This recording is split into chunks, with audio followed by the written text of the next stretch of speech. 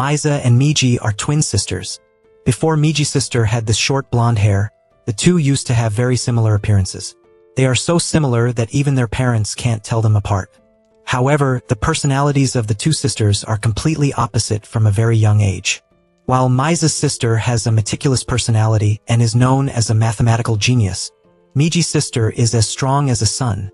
His education was very poor and he was only passionate about sports for men. Miji's sister hates doing math and her sister hates taking medicine. That's why the two have swapped identities for each other to take turns doing that. Everything kept going smoothly until one day they were discovered by their mother. And so she cut Miji's hair short to make it easier to distinguish. From that moment, the two began to go two ways. Miza easily became an excellent student of the school. Miji, on the other hand, takes a different path with her own talent. Every time the bell rang at the end of the hour, the Miji ran fast to the cafeteria like a hungry tiger. She was always the first to arrive and far from the rest. The gym teacher discovered this natural talent of Miji, and then he put her on the school's canal team. After only 3 months of training, Miji has won countless big and small awards. The bedroom is now full of medals and gold buttons. Miji had an extremely important running competition that day. Whether you become a national athlete or receive a full university scholarship depends on this competition. Miji easily outcasts the other contestants with her natural talent. But then Miji couldn't reach the finish line because of an unexpected fall. That fall completely changed her fate forever. From a promising athlete, Miji became a janitor at the age of 30.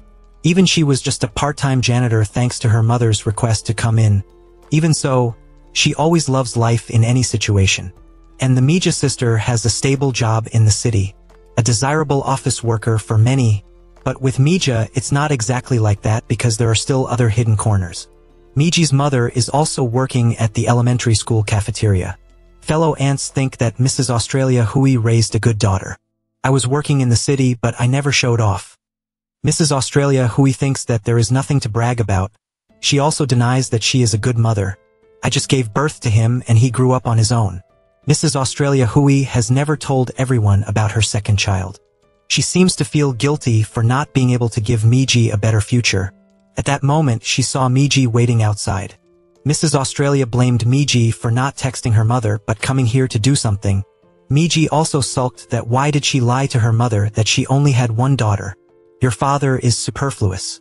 She told Miji to go up and greet the vice principal because today is the last day I work as a janitor. At that time, the assistant principal was also here and wanted to talk to Miji. The assistant principal talked about Miji applying for a job as a janitor at the education office, but they didn't accept her, because there are so many candidates competing and they all have bachelor's degrees. However, the assistant principal promised to find a way to keep Miji's current job here. Hearing this, Miji refused. Miji learns that the person who worked before her is on sick leave, so she doesn't want to steal someone else's job. The assistant principal asked Miji what she was going to do, and Miji said that the harvest season is almost here, so there will be a lot of work. So you don't have any dreams. You don't need to look far away, but look at your sister, for example. Hearing that, Miji immediately covered her hands because she didn't want anyone to bring her out to compare herself to her.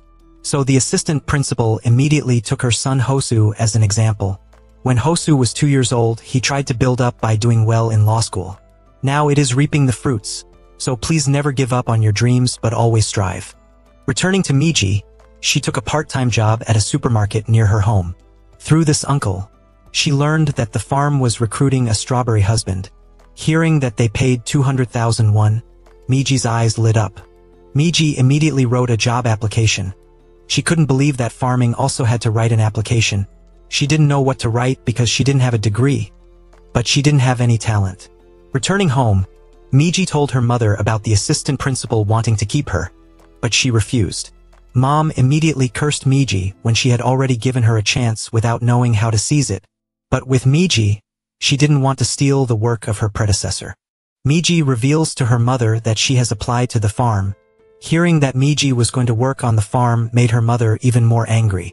How long do I plan to live like this? I am not ashamed to see my sister. Now that I raise you, what if you die later? Then you will have to cling to that sister. Miji immediately affirmed that Mom, don't worry. I'd rather die than be a burden to her. Immediately afterwards, her mother told Miji to bring the cake to the assistant principal. because today was her husband's day of shedding. After handing the cake to the assistant principal, Miji saw a photo taken of herself and her son. The vice principal revealed that when she was cleaning, she found it too beautiful, so she framed it. The assistant principal didn't know if it was Miji or Miza, so she immediately asked, but Miji said that I didn't know either, so she tried to guess. At that moment, the assistant principal received a message from her son. She told Miji to stay for dinner because Hosu was coming home. Miji was startled when she knew that Hosu was coming back, so she refused and ran straight home. But when she went outside, she met him right in front of the gate, which made her extremely confused. Seeing that Hosu was wearing a very strange tie, Miji asked if he seemed to have changed his style. Does your mother like this? No, my mother said you like this. Miji remembered that the vice principal had asked her to advise Hosu on a tie a few days ago, and now he wears the exact style she chose. While he was about to leave, Hosu asked Miji about his sister Miza.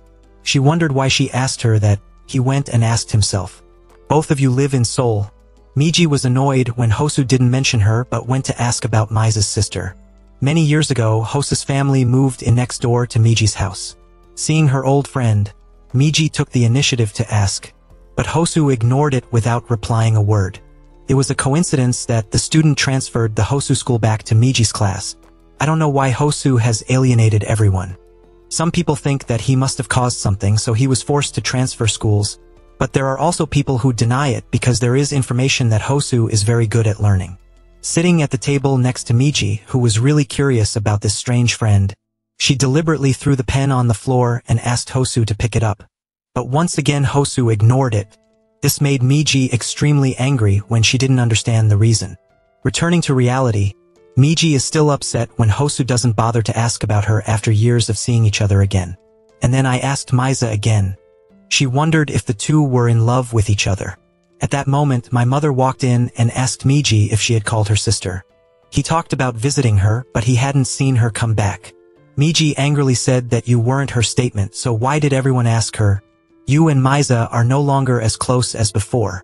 Even though she said that, Miji still called her sister, but Miza didn't answer the phone. Miza's life is not as smooth as people think. Work pressure always surrounds her. Her superiors are pressuring her and her colleagues are scrutinizing, making her feel breathless. The next day, the owner of the farm received Miji's application. A young girl with no education went to ask for farming, which made Sejin really wonder. This uncle revealed that it was all because of her grandmother. 10 years ago, her grandmother suddenly had a stroke, so she refused to go to college or apply for a job. Instead, she took care of her grandmother for years. She only works part-time so that she can run to the hospital when she needs it. Hearing this made Sejin really appreciate it, and then he wanted to recruit Miji to work. Miji is still taking care of her grandmother until now. Years in the forest made her also weak. Her condition was really unstable when she had difficulty speaking recently. Seeing her granddaughter accept to throw away her future because of her made her very heartbroken. She advised Miji not to come anymore because she didn't want to see me. She always said that every time she saw Miji, but she just left it out of her hand and kept coming. Immediately afterwards, Miji called her sister, and this time Mija picked up the phone. Miji asked angrily if she knew how long it had been since she had visited her. If you don't want to come, think of another good reason.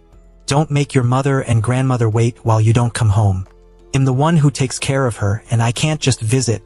In response, Mija said that no one told me to live like that. If you want a forest, go to the forest, you choose to live like that. Then Mija suddenly turned off the machine without saying anything more. Returning home, Miji told her mother everything. She thinks that Mija doesn't want to go back, and she wants to go back a long time ago. My mother thinks that Mija is made in a key department, so it is not easy to think it has done enough of its own tank. Hearing that, Miji immediately told her mother not to defend her anymore. She had never even washed her hair twice in a bottle. So who pays for nursing rent and hospital fees? This month he has sent all the bonuses. Without you, I would have lost this house. My sister takes care of everything, and I don't know what the real world is like. Immediately afterwards, my mother told Miji to bring food to Mija tomorrow. But she insisted on saying no and left the house. When he went outside, he met Hosa's face again when he brought the fruit as a gift. Miji didn't say a word and then walked away. After a while, Hosu came to the Miji. He wanted to ask about Mija, but Miji didn't want to hear that name. Then she accidentally threw her arm very hard at Hosu's ear, causing him to faint. Hosu once suffered such a blow when Miji kicked a ball into his ear. At that time, she immediately ran to inquire. But Hosu had a very strange expression. He gripped Miji's hand tightly in his own panic. Thanks to Miji's reassurance, Hosu regained his composure. Then he left without explaining a word. Immediately afterwards, Miji followed Hosu and advised him to go to the hospital. But he always told me not to follow me anymore. Miji wondered why he was walking like that. Did he have a brain injury? She didn't understand why Hosu hated her so much. She kept following him to ask why. Seeing that Hosu didn't say anything, "Did you say that you were deaf?" At that time, Hosu suddenly fell, so Miji immediately ran to inquire. But he was extremely angry. Then he said that he liked to play with me like that, while Miji didn't understand what the reason was. Returning home, Mija revealed that Hosu had almost died in a car accident. Half of his body was almost gone. He had burns and hearing loss. His legs are artificial bones. Immediately after the Miji, he was really dumbfounded. She didn't expect her inquiring actions to hurt him. She blamed herself for why she didn't know this truth sooner. Returning to the reality of Miji buying cold ice to cover his ears. At this time, he was also a lot less depressed. Immediately afterwards, Miji asked Hosu what he was going to ask about Mija just now. He said that I had met her recently. She seems to be very tired. Every time she sees me, she runs away. Hearing that made Miji surprised. Hosu advised Miji to try calling her and asking, but she revealed that I called her today. But we are not close enough now, so she doesn't share any difficulties with me. I haven't seen her for more than a year, and we're not even as good as the rest of us. Hearing this, Hosu revealed a secret that his grandmother used to tell me something in the past. She said that when Mija was a child, she had to stay in the hospital for too long, and then the whole family took turns to take care of him. But she said that Mija wanted him to visit her the most. Maybe it's because she's comfortable with you, because when she's with you, she can show her weak side. Whenever Mija hurts, she doesn't dare to cry in front of anyone. But standing in front of Miji, she can comfortably do it. Listening to what Hosu said, the next day Miji decided to bring the food that her mother had prepared for Mija. She suddenly realized how close the two sisters had been. Knowing that her sister came to the company to look for her, Mija immediately rushed over. Then she pretended to have just walked out of the office. Immediately afterwards, Mija pulled her sister outside to talk. Looking at Miha's fresh face, it was different from what Hosu had said about her.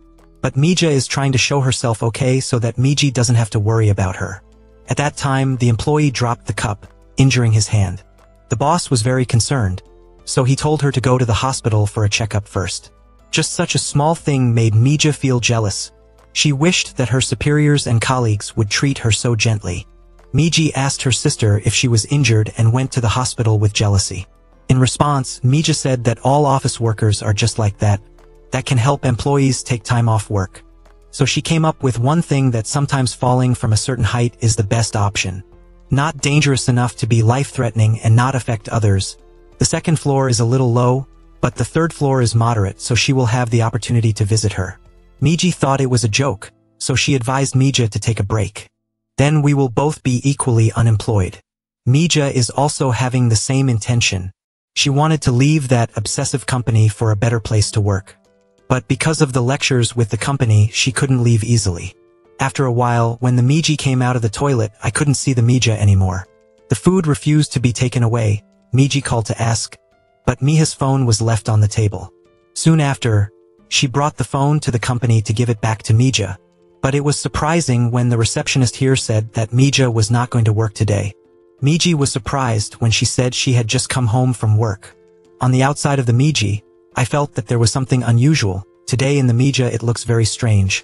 Why would she even think of injuring herself in order to take a day off? Miji was startled and ran quickly to Miha's apartment to see what was going on. At home, Mija was throwing mattresses underneath with the intention that it would reduce her injuries. When Mija was about to do that crazy thing, Miji was there just in time. But Miji couldn't hold her sister's hand forever. Both of them were lucky to land on the mattress, so nothing happened. Miji immediately let go of scolding Mija for that stupid plan. Just because I want to take a vacation, do I need to do it to this extent? As for Mija, I blame Miji. Why don't you let go of my hand? Why are you afraid of heights and jump with you? But how could Miji let go, because Mija has always been an important person in her life? Just like that, the two of them burst into tears like children. Then the two sisters hugged each other in tears of emotion. Mija then told her sister everything. At her workplace there is a senior who is very different from all. A person never ignores when he encounters something that needs to be done. A person who always fills his bag with other people's garbage. Be willing to work for others whenever you have free time. There is rarely anyone as kind and warm as her. Like her, Mija felt happy for the first time because she came to work here. But then she was also bullied at work for refusing to ignore the wrongdoing of her superiors. Then she gradually became isolated by everyone. At that time, Mija wanted to come and ask her, but she was afraid that people would treat her like her, so she couldn't. Mija had thought a lot about this and she had decided to take her side. She reported to the board of directors that the senior was being bullied by everyone in the company. But there aren't any fairy tales here. I thought that kind and brave people would win, but they didn't. Mija thought that kind senior would fight with her, but she chose to give up. In front of the empty table that she left is now Mihis. From then on, she began to suffer from everything like her predecessor had been. Mija really wanted to quit her job, but she couldn't. She shouldered the company's debt to send back to her family, so if she wanted to leave, she had to pay off the debt. Miji understands her sister's feelings, so she comes up with an extremely bold plan. Miji wants to exchange identities with Mija like the two did when they were children. She will pretend to be her sister to work there, and Mija will return to her hometown to live a life like Miji. Not long after, the two went to the hair salon to transform into each other. Miha's sister now has a short haircut like Miji, and Miji has long hair extensions like her sister. Originally, the two were so similar that no one could recognize them just by changing their hairstyle. Not only that, the two also exchanged phones. Mija forced her sister to promise not to cause trouble and remain silent until she returned to the company. The next day when I arrived at the company, Miji was like landing on Earth from another planet. Everything was strange to her. Although her sister had previously instructed her to detail every detail, Miji did the opposite. Her sister said she had to come early, but she was late for the meeting. She said the seat for her was by the window, but she still wanted to sit on the same level as everyone else. She told her to see herself as an invisible person, like she was always the center of attention. Miji gets her own coffee while she usually doesn't have that privilege. Then the head of the department suddenly wanted her to give her an opinion for the meeting. But Miji didn't know what to say at the moment. Fortunately, the meeting was overtime, so the director wanted to stop here. On this side, Mija has an obsessive dream when she is bullied by her coworkers. She was startled to wake up by her mother's call. She wondered if you were pinching your hair, looking less open than before. And of course, she couldn't tell it was Mija. Soon after, Mija suddenly remembered that she had to go to the hospital to take care of her grandmother. When Miji had previously signed a contract, it had to come twice a week. But if she goes there, she will find out right away because she is the one who can distinguish the two sisters. So Mija chose to go to the farm to work instead of being discovered. When I arrived at the place, Mija asked this guy if this was a farm. He laughed and wondered what else this kid wanted to play. She quickly got to work. She came here because of those 200,000 troops. Hosu asks his superiors about Miha's internal garbage accusation. But he told Hosu to abandon it. It seems that they have handled it internally, but in fact, he has colluded with the defendant. Before that, the manager knew that Hosu was a classmate of Mija. So he let Hosu handle this case. When she arrived, Mija was embarrassed to see Hosu, so she dropped the garbage complaint herself. On this side, Miji sat watching after work to leave. After the clock was exactly 6 o'clock, she immediately turned off the screen and left her chair. She left proudly, making everyone surprised by the usual strangeness. After a day of working on the farm, Mija received 200,000 troops. Because the work was too busy, Mija was going to text her boss to ask for leave. At that moment, she received a message from Miji when she had completed the first day of spring. So Mija also deleted the message she was going to send to the farm owner. Everything went on and the sisters made it through the 4th day. That day, Director Choi called Miji into the room to talk. He suddenly assigns Miji a secret project at the new headquarters grounds. The guy next to me wondered why the director didn't assign this to me, but to her. But because he had slowed down the project, he was forced to hand it over to someone else. Moreover, he did not want to accept a complaint just because someone accused him of being set aside. Soon after, Miji went to the land to prepare to build the project. There is a golden land here that is running a restaurant that the difficult landlady refuses to sell. But Miji believes that she knows how to deal with the elderly. When you arrive at the Miji place, order and eat like a normal diner. After eating and paying, Miji began to introduce herself. Knowing that she was an employee of the financial management group, she immediately saw off the customer. She insisted that she would never sell this land, so don't come back. Returning home, Miji opened the note that her sister had left for her to see. In it was a list of people that she needed to stay away from. The name that is particularly noteworthy is Mr. Director Choi. At this point, she knew why he had entrusted this task to her. He pretended to be kind to her and put her in an extremely difficult position. Even so, Miji still refuses to give up. Miji worked hard to find the landlady to persuade her day after day. But until the 9th day, I still received every shake of her head. Although she has done everything, she can't get better. She chased away Miji like exorcising pagan evil spirits. On the way back, Miji encountered Hosu. He still thinks she's a Mija, so he asks why he disappeared without answering the phone. Did you block my number? Immediately afterwards, Hosu asked how the denunciation was. Miji didn't know what the accusation was, so she tried to avoid it. Seeing that her expression was very strange, she shouted that hiding would solve anything. It's related to you, so at least talk about it. Hearing that, Miji wants to make an appointment to meet Hosu this weekend. He agreed and would send the address to her later. Miji immediately called her sister to ask about the lawsuit that Hosu mentioned. Mija did not reveal what the lawsuit was but advised Miji not to see him again. What if he finds out?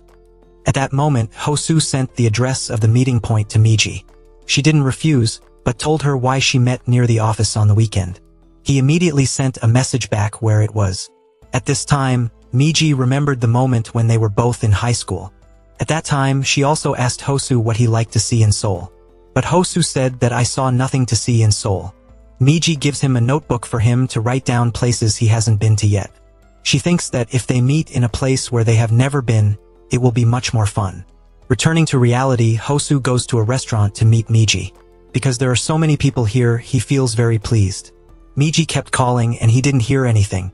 Realizing this, she immediately left here.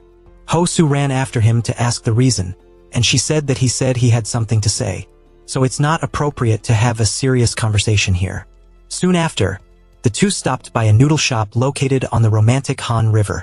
Because when I was in high school, Miji used to invite me to eat noodles, but I never did. After eating, I felt that it was very delicious. He said that why did Miji like to eat noodles by the Han River so much? Hearing this, Miji really stood up. After a while, Hosu wondered if he had abandoned the case because of me. He then showed Miji a copy of her company's internal investigation report.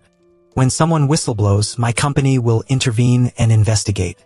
Coincidentally, I was recommended to replace my management lawyer that day.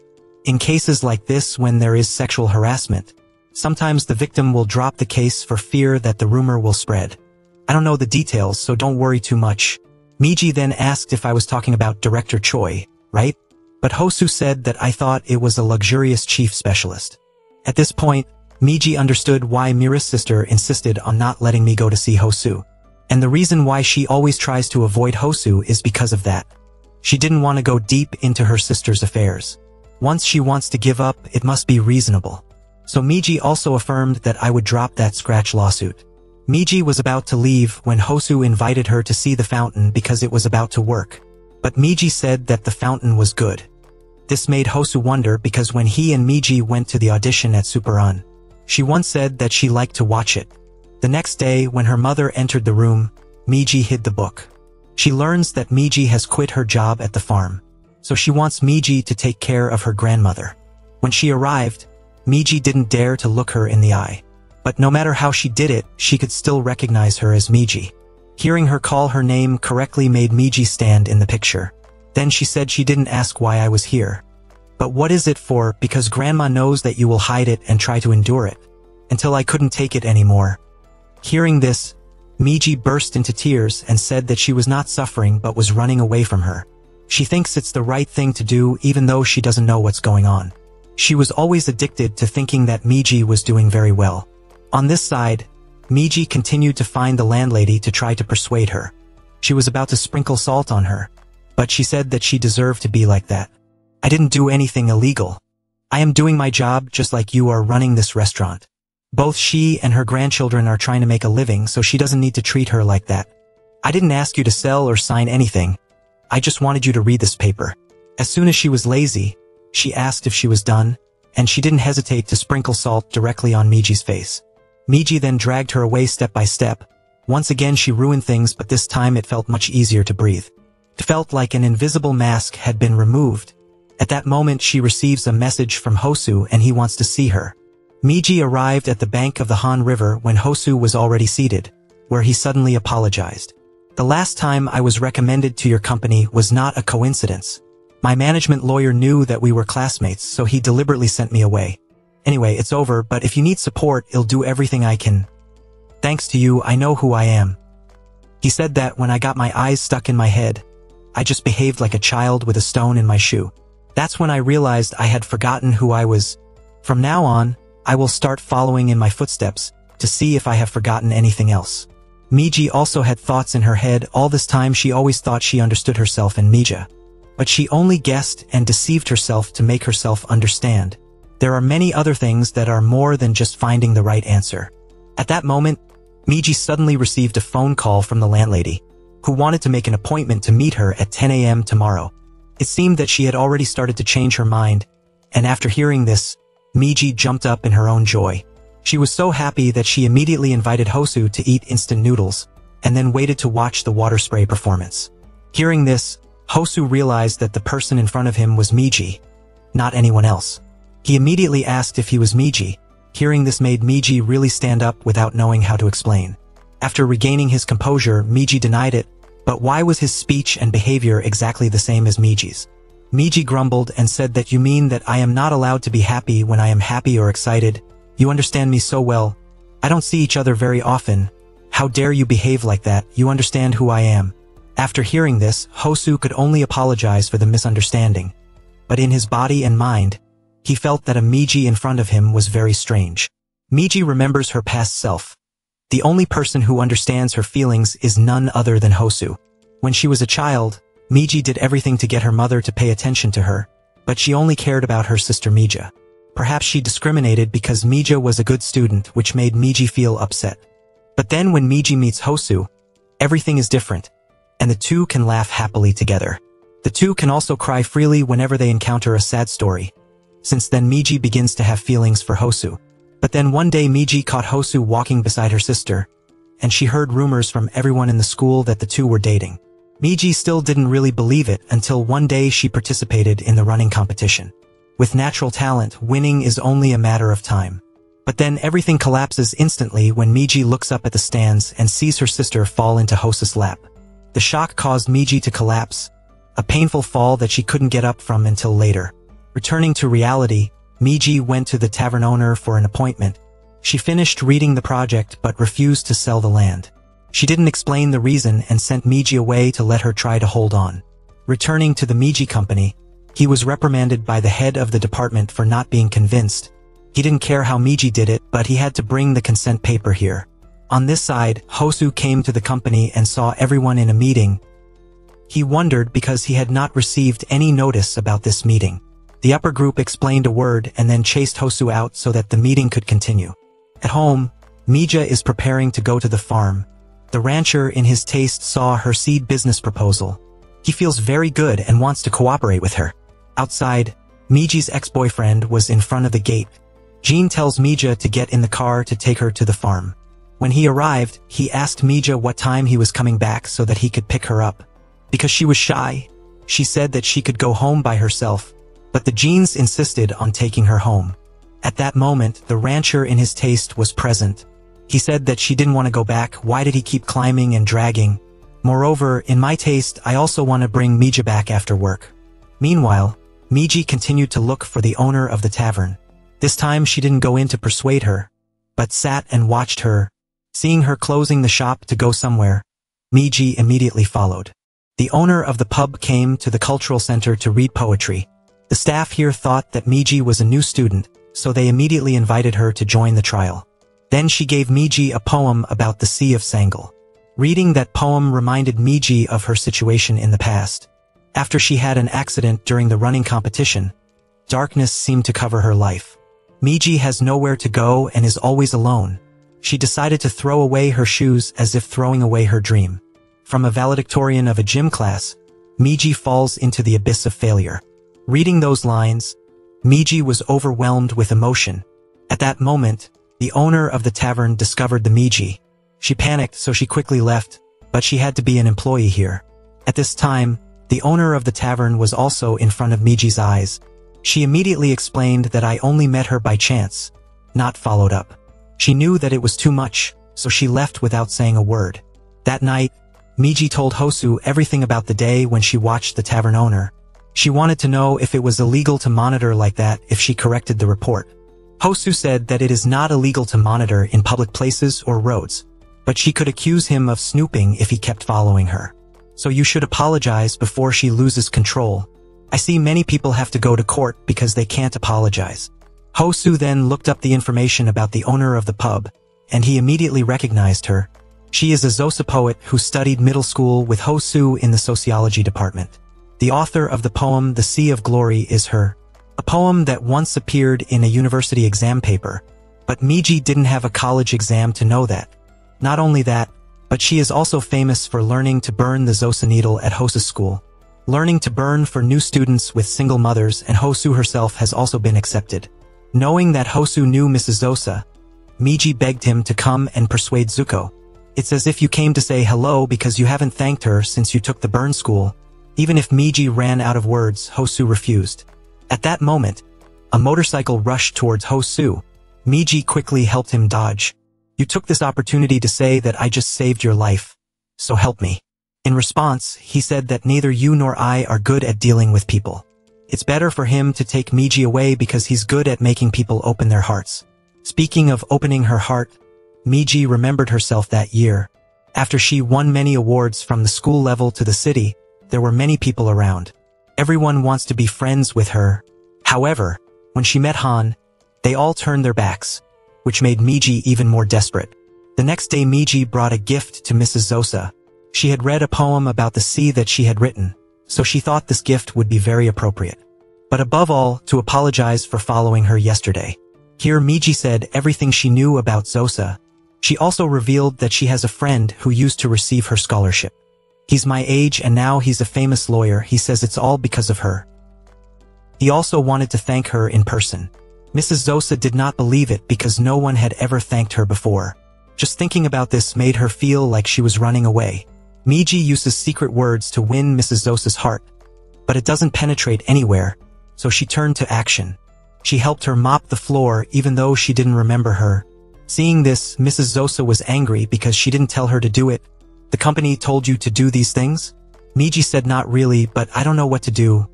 I want to win her heart, but I don't know how. Looking at Miji like this, she also felt sorry. Over the past 10 years, that company has continued to take advantage of employees to do such dirty things.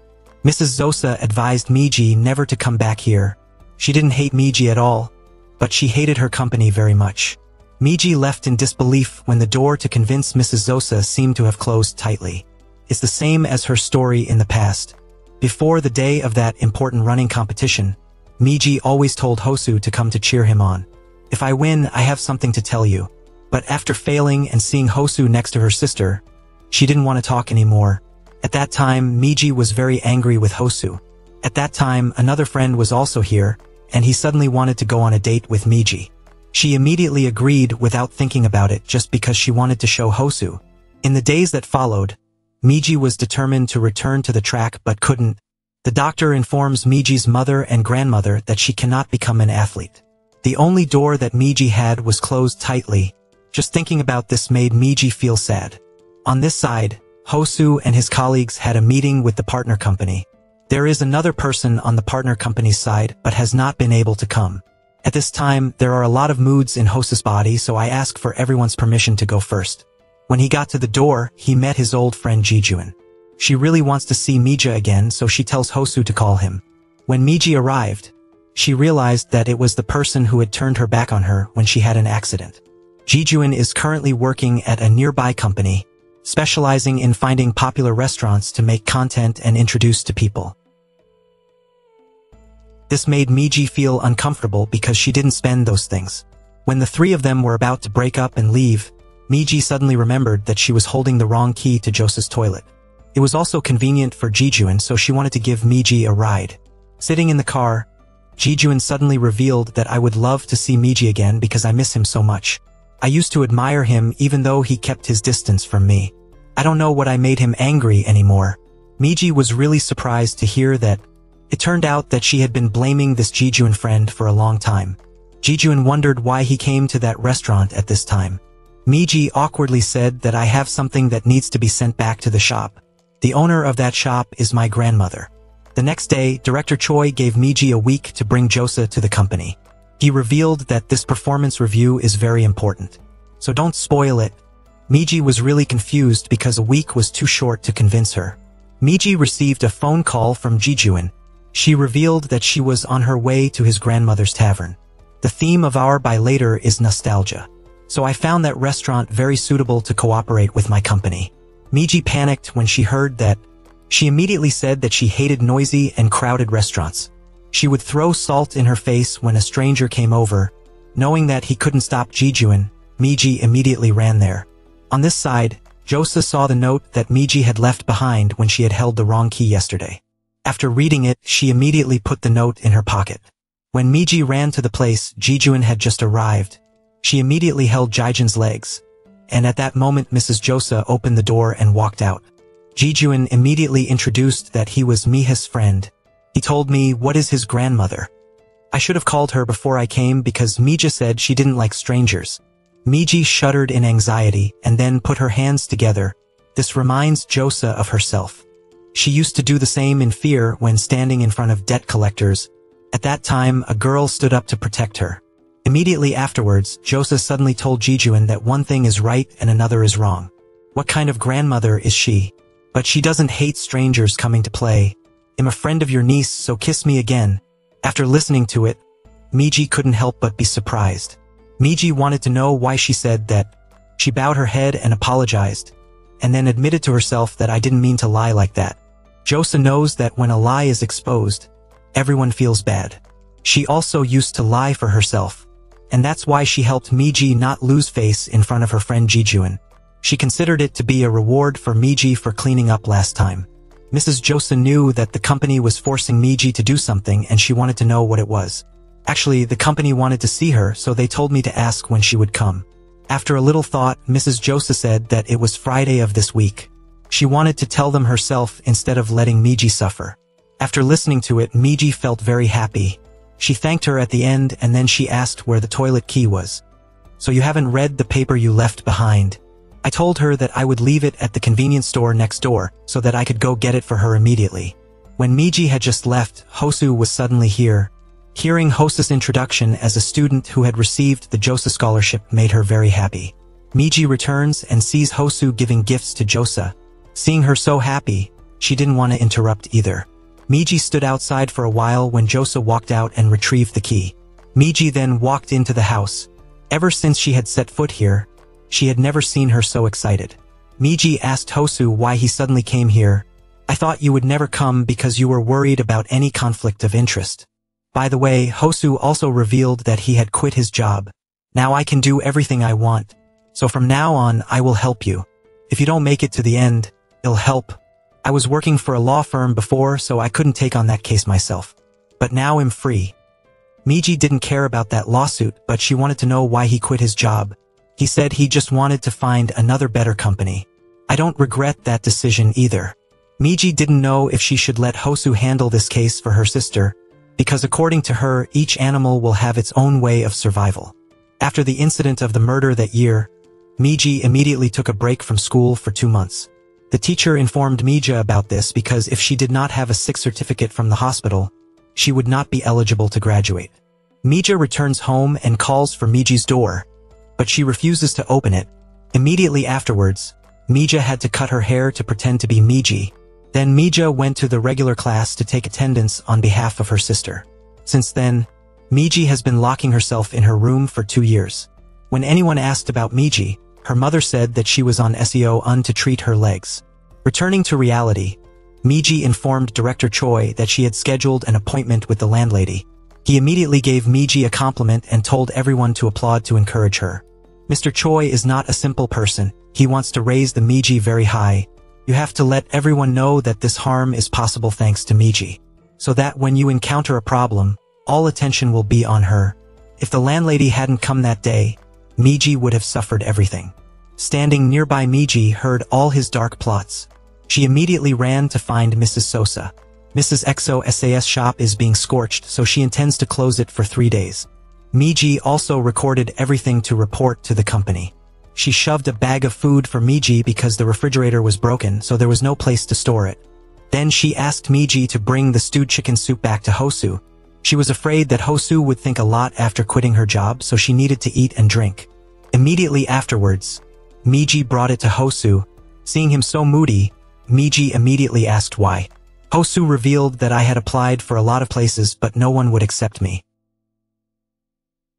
He could travel or do what he liked, but he didn't have to be in such a hurry. But I don't like it at all. When I'm not working, I just sleep and do housework. Hearing that, Miji immediately invited Hosu to go to this place. She went out to the market to buy a roll of wool and then instructed her how to knit it. She believes that the power of crochet is to help people relax. Thinking about the past only makes us regret. Thinking about the future only makes us anxious.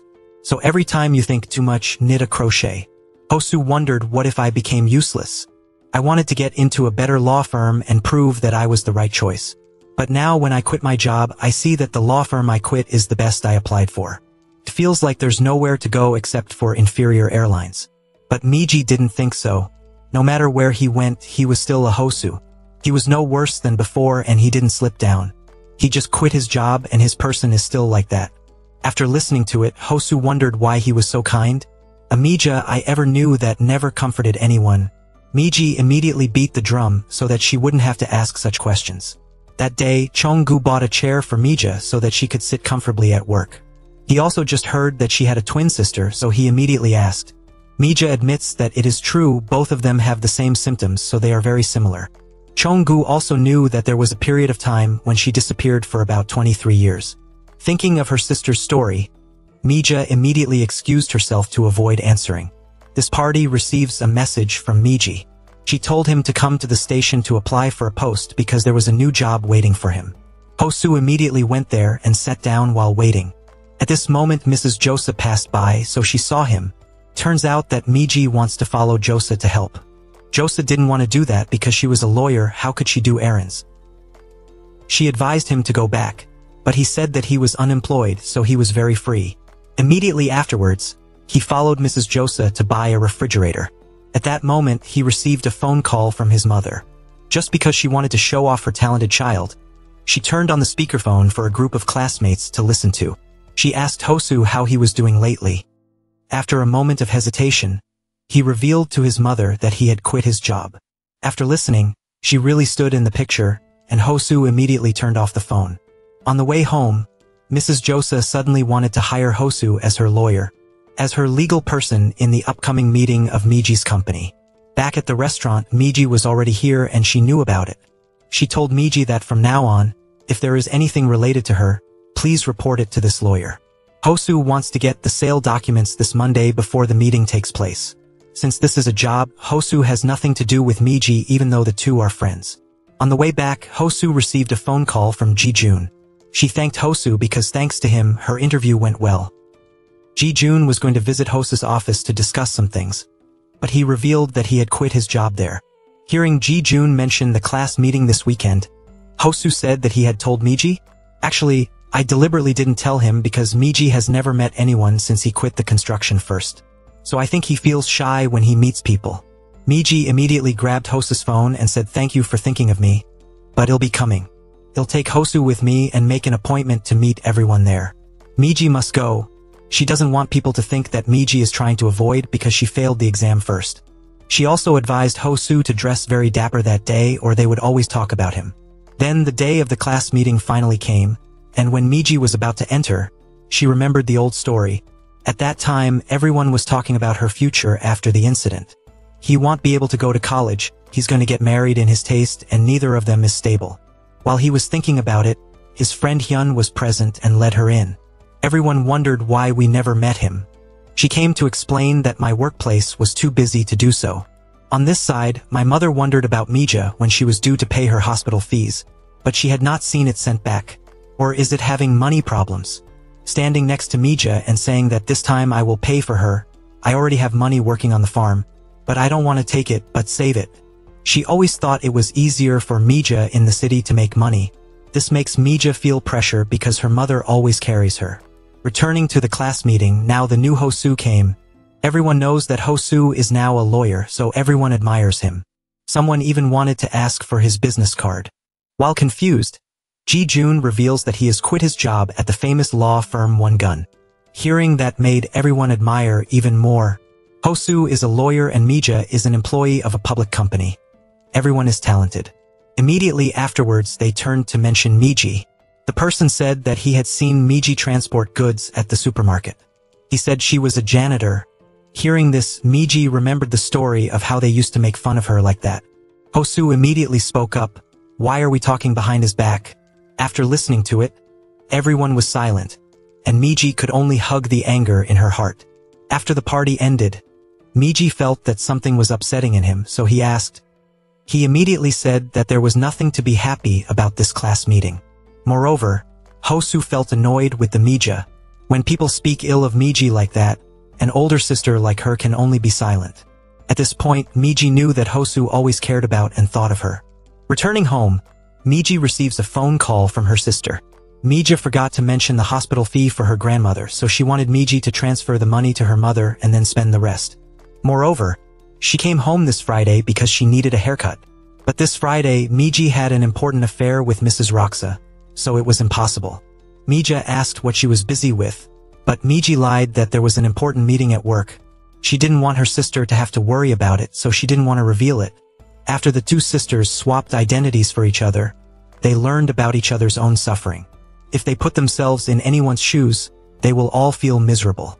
But it's worth mentioning that they don't know what they're both trying to do. That day, she reached for the bag from above, but she was afraid that she would fall. At the same time, Miji called to remind her of the meeting, but she couldn't answer the phone.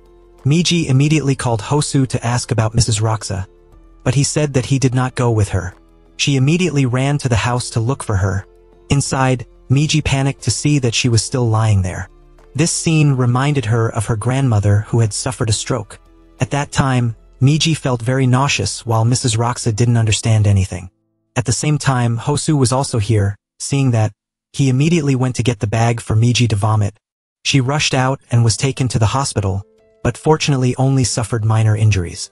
Miji thanked Hosu for being there at the right time, because in the past she had fallen into a similar situation.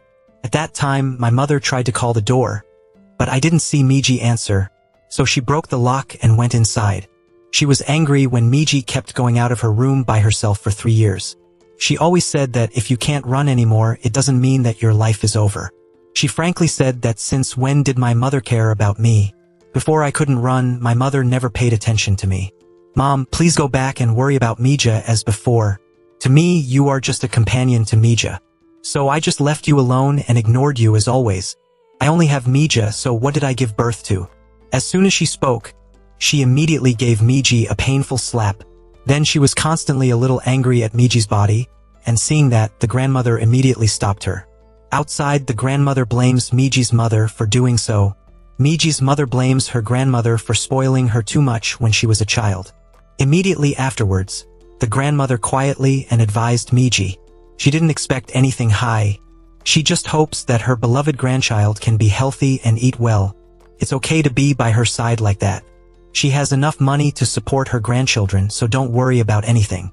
Miji said that she regretted everything and was worried too much, so much so that nothing can be done. I don't want to go out there and become invisible. My life is still very long and I am completely disoriented. You are like a torn piece of groom. But she said that if a young retiree runs away from a lion, is it a torn son-in-law? If a lotus snail hides in its shell because it is afraid of eating meat, is it or not? They're just trying to survive and so are you. No matter how tragic or deceitful it is, everything I do to survive is brave. After hearing this, Miji Hoa cried louder and hugged her tightly. the one who always spreads his arms to welcome Miji. Then one day Miji heard a strange noise outside. She called her name but didn't see her answer. She walked out of the room and saw her collapsed on the floor. She panicked and called her grandmother to wake up. But she couldn't. It was the first time Miji dared to step out of the house. She came out for her, not for anyone. In the rain, Miji diapers go from house to beg for help.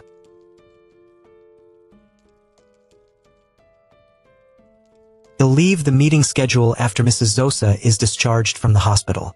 Thinking of Mrs. Zosa reminded Miji of his grandmother. She blamed herself if she had taken her to the hospital earlier that year. It wouldn't have been like that.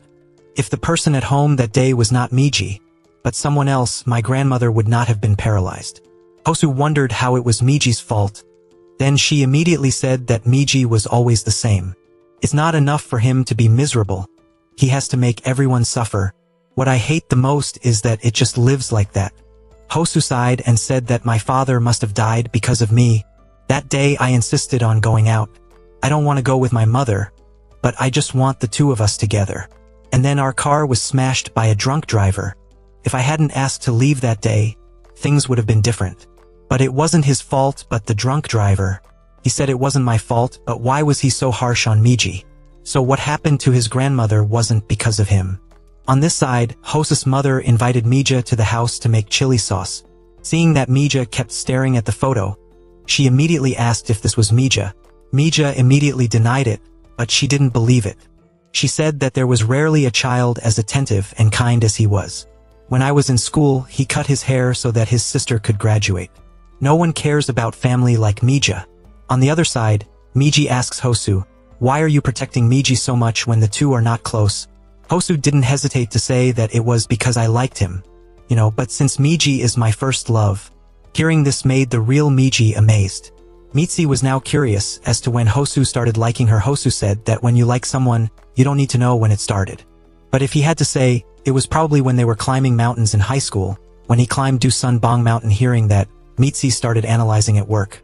Is he really liking her? Or is he just trying to see her jealous reaction in front of Sister Mitzi? While she was wondering, the CEO of the corporation came to visit.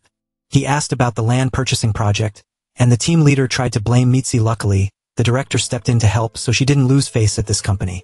However, because the report hadn't been done yet, the team leader immediately made Mitzi do an analysis report on the land she was usually assigned to negotiate, due in 1 week. But as someone who had never done a report before, Mitzi only knew to scratch her head awkwardly, not knowing what to do. Meanwhile, back in her hometown, her sister Mitzi was with Sejin at the supermarket. Her ex-boyfriend Gu was as if waiting for Mitzi here, and thinking she was still his ex-Mitzi, he asked her, since you started working at the strawberry farm, that must be the longest you've worked, right? Of course, she's earning 200,000 won a day there. Gu then tried to entice Mitzi. How about coming to my house to clean the warehouse for 4 days? I'll pay you 250,000 won each day. But this Mitzi wasn't one to be tempted by money. She immediately refused, saying that it was an important time for the strawberry season. Sejin, who was behind her, heard everything and asked, are you trying to steal my girl? Gu started getting jealous and asked if he was sharing the land with her. Unexpectedly, he was hit with facts because not only was Sejin willing to share the land, but he also had Mitzi make jam for him, causing him to become easily jealous, asking, why haven't you ever made jam for me? Anyone looking would have to assess. Currently, at the hospital, Grandma was diagnosed with gallstones.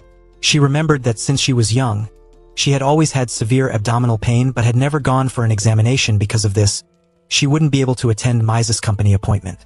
She had to ask Hosu to be the one to negotiate with Miza's company, so when they were leaving, Mitzi asked Hosu when he was available so she could make an appointment.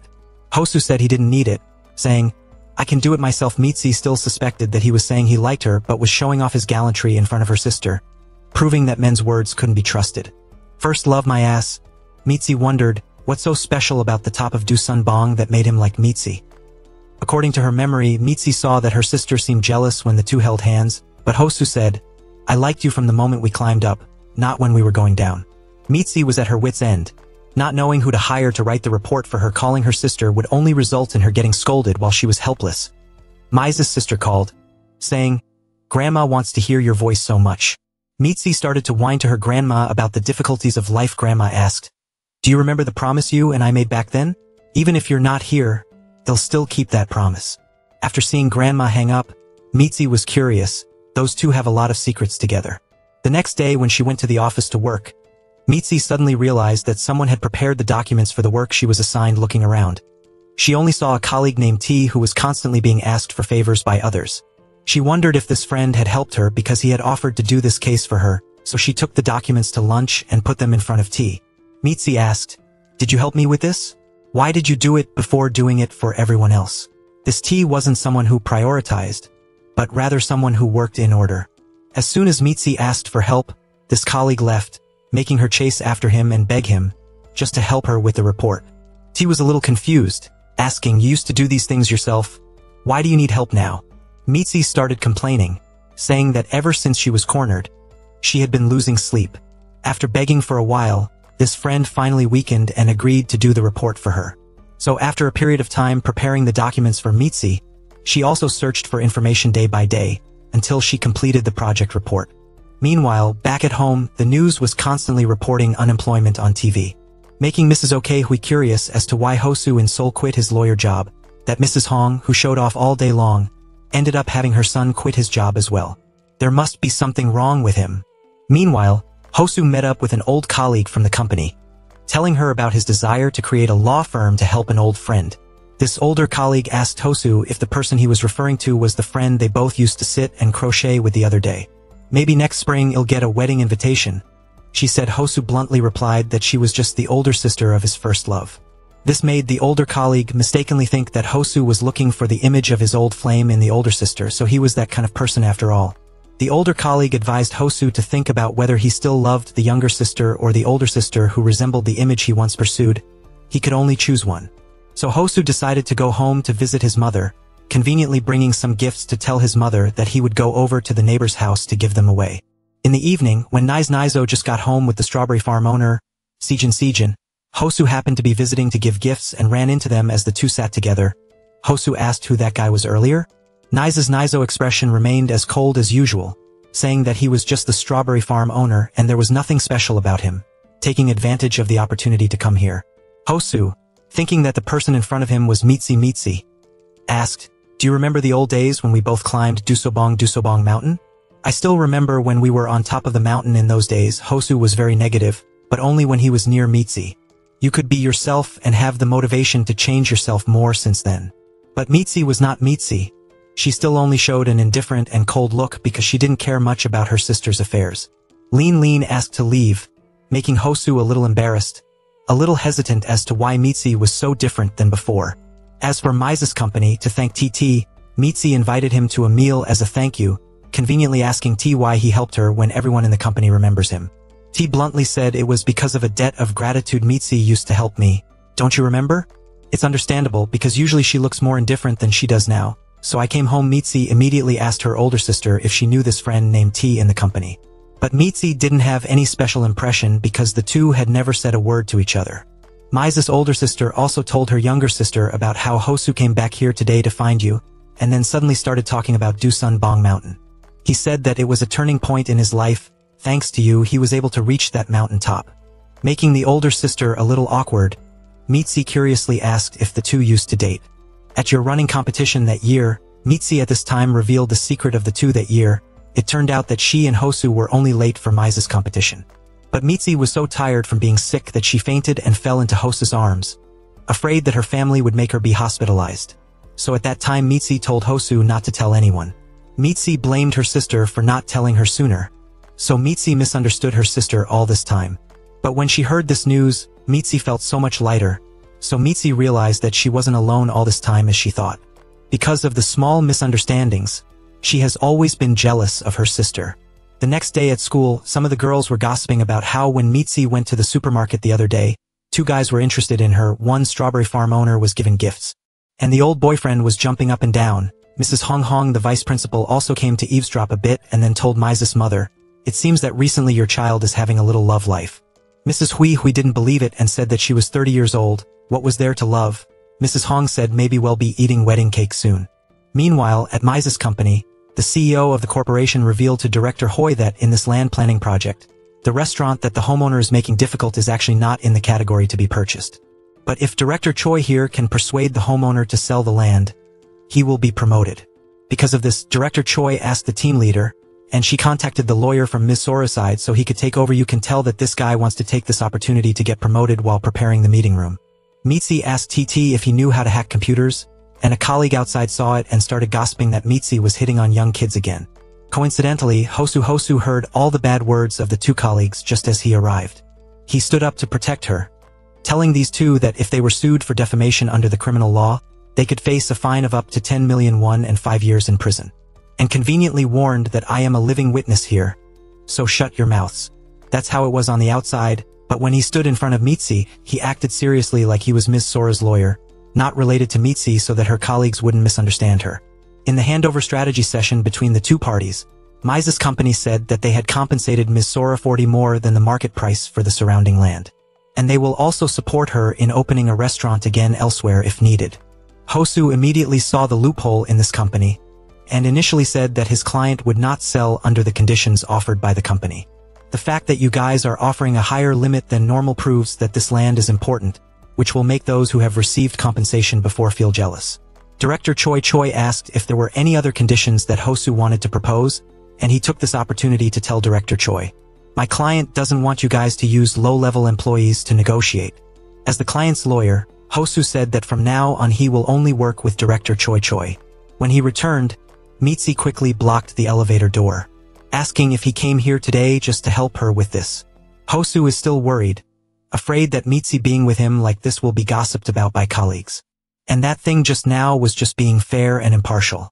In the evening, Mitzi received a message that an afternoon tea party would be held at the farm tomorrow. Making her laugh coincidentally, Mrs. Hui saw this scene. Lin recalled what Mrs. Hong said that her child has a lover, so she asked how old that strawberry farm owner is, and if he is very rich. "Don't be too quick to fall for men because I am living proof, but little did I know that the strawberry farm owner is not only young, but also handsome and infatuated." But because the rumors have also spread, Mitzi is too lazy to explain, making her unable to bear it and return to her room first. As for that Director Choi on this side, in order to be able to acquire Ms. Exo-Ras restaurant, he invited Lee Chung-hoo, who used to be Hosu manager, to come here to help him. When he heard that the lawyer for the other house was Hosu, he couldn't restrain his eagerness to compete with him, and directly accepted this dispute. As for Mitzi, in order to prevent everyone from gossiping about her anymore, she went to the afternoon tea at the farm and asked Zizan to quit her job, making him think he had done something wrong. Mitzi said that the problem was only with her, but since the strawberries were in season, Zizan couldn't do all the work and wanted Mitzi to stay with him. However, she still refused and thanked Zizan for his help during the past time. At Mize's company, Mitzi trusted his help and confidently submitted the report to team leader Zin.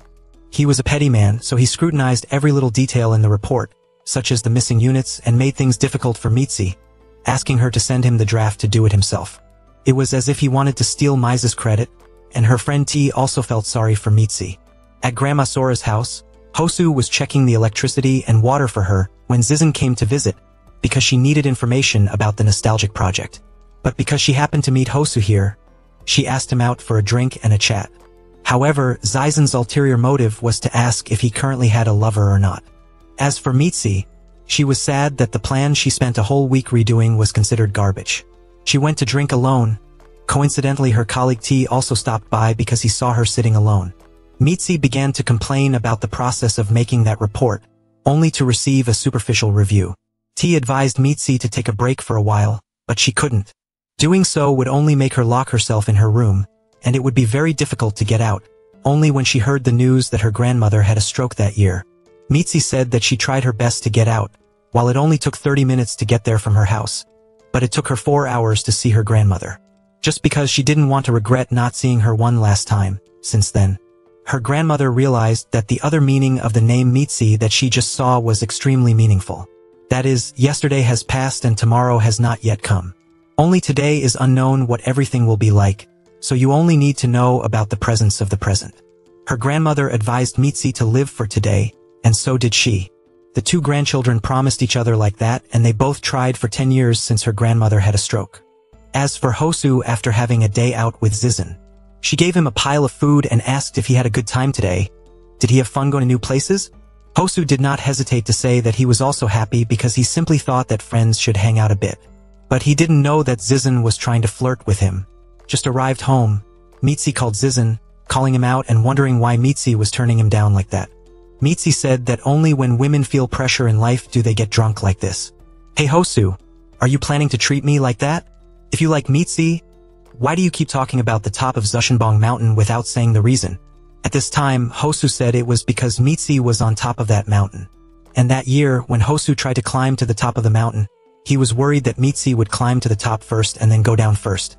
But one by one, he didn't see Mitzi anywhere until he saw her at the top, smiling and looking down at Hosu.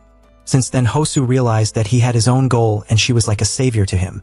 Hosu said that I was able to reach the summit because of Mitzi. I wouldn't have been able to get there alone. Because while climbing, I couldn't stop thinking about her. Mitzi at this time was both stunned and serious, tentatively confessing to Hosu, I like you too. After last night's excessive drinking, Mitzi woke up to find herself at Hosu's house without knowing when she got there.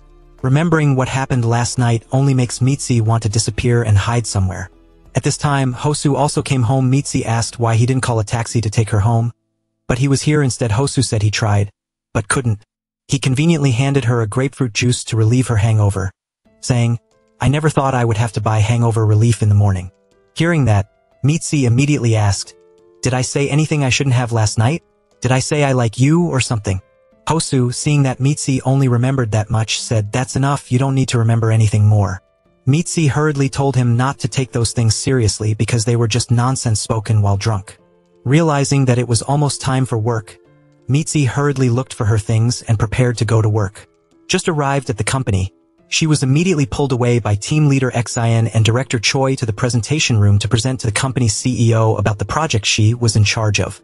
That team leader Xin continuously failed to list the statistics of the apartments, as well as the problems surrounding the upcoming construction in the resettlement area, causing Mitzi to have to remind him, and the CEO immediately paid attention to Mitzi, asking her name. Mitzi didn't expect that because of this opportunity, she would be noticed by the CEO of the corporation and assigned to a more important project, making those two who wanted to steal her credit for promotion fail to do so. Arriving back at her desk, there was already a hangover relief drink there from who knows when. It turned out that her friend T had subtly bought it for her, worried that she was still hungover after the drinking last night. There was also a business card on the desk. Thought it was Tiz, but it wasn't, but it was from Chief Specialist Park Sang-jong, who was rumored to not get along well with Mitzi in this company but still sent her a gift, which was a pen. Meanwhile, at home, Mitzi was lazily lying on the bed after applying for a leave of absence this afternoon. Her mother had no choice but to ask her friend Ong-gu, who had just delivered goods, asking if there was any way to get her child out of bed. Because Mitzi quit her job at the farm, currently there is only her friend Sejin, so the work is a bit heavy. Sejin's acquaintance saw him working alone like this and told him to bring these bags inside. There's going to be a storm soon. Sejin didn't believe it because the weather was so sunny. How could there be a storm? The man replied, how can you be a farmer and not look at the weather forecast? But Sejin ignored it, saying, if it comes, it comes, there's only this riverside farm anyway. The man called for Mitzi to come and work, but Mitzi quit long ago. After saying that, Sejin turned on the music and continued working. In Seoul now, Hosu is taking out the trash, remembering the scene last night when he and Mitzi almost touched lips. While lost in thought, his old classmate Jijuan called, saying he had something important to discuss at a coffee shop. But when he arrived, the two were playing the honeycomb candy cutting game like in Squid Game. Hosu wondered if this was the important thing you wanted to talk about. Jijuan then said he couldn't do this alone, so he had to ask Hosu for help. But this was just an excuse for Jijuan to ask him out on a date. When Jijuan suggested hanging out tomorrow, Hosu refused. I'm busy all day, telling Jijuan he should go with his colleagues. I arrived while waiting for Hosu to bring me my things. Mitzi kept having a headache because she couldn't remember what she said to Hosu last night. Then Hosu went together with Jijuan. She gave the bag to Mitzi and asked if she didn't need to borrow my shoes anymore. You used to borrow them for interviews. Seeing Mitzi half remembering and half forgetting, Hosu looked at her suspiciously, thinking she was Mitzi and not her sister. So, to defuse the situation, Hosu pulled Jijuan to the other side, telling Mitzi to go home first. Meanwhile, at home, Mize deleted all the data about the strawberry farmer and remembered what happened the other day, when she quit her job at the farm because of rumors she didn't want to hear. At that time, Sejin advised her not to pay attention to those rumors. Those things are fake, but the strawberry garden is real. While feeling a bit confused, Mitzi called like she does every week, asking Han about the current situation at home. Everything this week is still pretty normal, except that Mize quit her job at the strawberry farm. But the time when Specialist Park at the company is about to return, so Mize suggested that next week the two switch identities again, afraid that her sister won't be able to face that person. Hearing that Mize has a headache trying to solve the problems that she caused. At this moment, her colleague TT passed by. Curious about the return of Specialist Park, Mize found out that this person and her sister were not on good terms. Just working with that person would be awkward. And her friend Zizan at the company is happy because she has been going out with Hosu lately. In front of everyone, she's happy because she's dating a lawyer, but behind their backs, they talk bad about her. You're just a contract worker that we introduced to our lawyer friend. Because of this, Zizan asked Hosu out to talk, asking him if he knew that she was a contract worker and only went out with her out of pity. Hosu didn't care much about this. He only knew that Zizan was a hard worker and loved her job, and never thought she was a liar. Hosu said that he had never had to ignore other people's thoughts. He apologized for not thinking that Zizan would feel cheated just because he didn't say anything. Seeing Hosu's honest words, Zizan felt that he was a bit silly and straightforward. Lean happily returned to taking photos with Hosu as usual, the next day at Director Choi's office.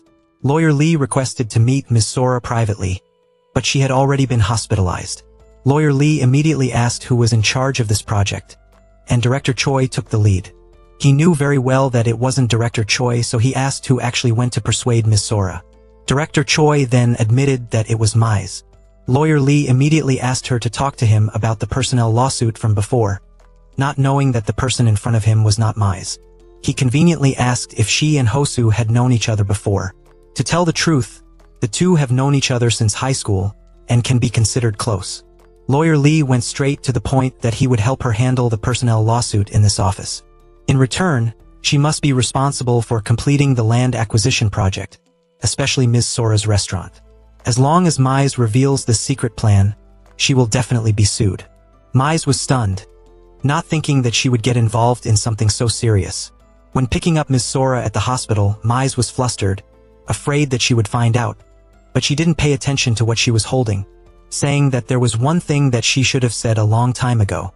Ms. Sora thanked Mize because thanks to her presence that day, otherwise she would have bitten her tongue off in her house. Just about to tell her about the company's assignment, Hosu also arrived with Ji-jun, making Mize wonder why he brought her to Ms. Sora's house. Seeing her, Mize wondered where she should put the medicine reminder note for Grandma Sora. Suddenly, she discovered a photo of young Grandma Sora, and didn't forget to think that Grandma hasn't changed much since then. Has she? Grandma Sora then asked if it was okay to leave Ji-jun downstairs alone. To avoid being awkward in front of Grandma Sora, Mize volunteered to go downstairs first. She also wondered with Ji-jun if the two of you have been meeting up a lot lately.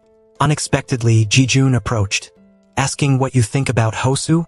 I know we both always want one thing, but I will still bluntly declare that this time I will take Hosu. At first, I paid attention to him only because he was a lawyer, but gradually, I noticed that Hosu is kind, good-natured, and clumsy. Mize listened and was drawn in, saying it's true that he's a bit silly. After hearing what Ji-jun said, Mize asked the two of them to go home first, but in her heart, she felt like something was quite lost and uncomfortable. She must be falling in love with Hosu again. Zizan, since there is no Mize here to help. It's like a person who can't do anything because wherever he touches, he ruins it.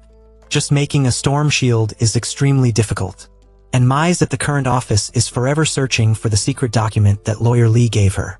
Suddenly, her old classmate Sung-hwan called, asking if she wants to attend Mize's wedding or not.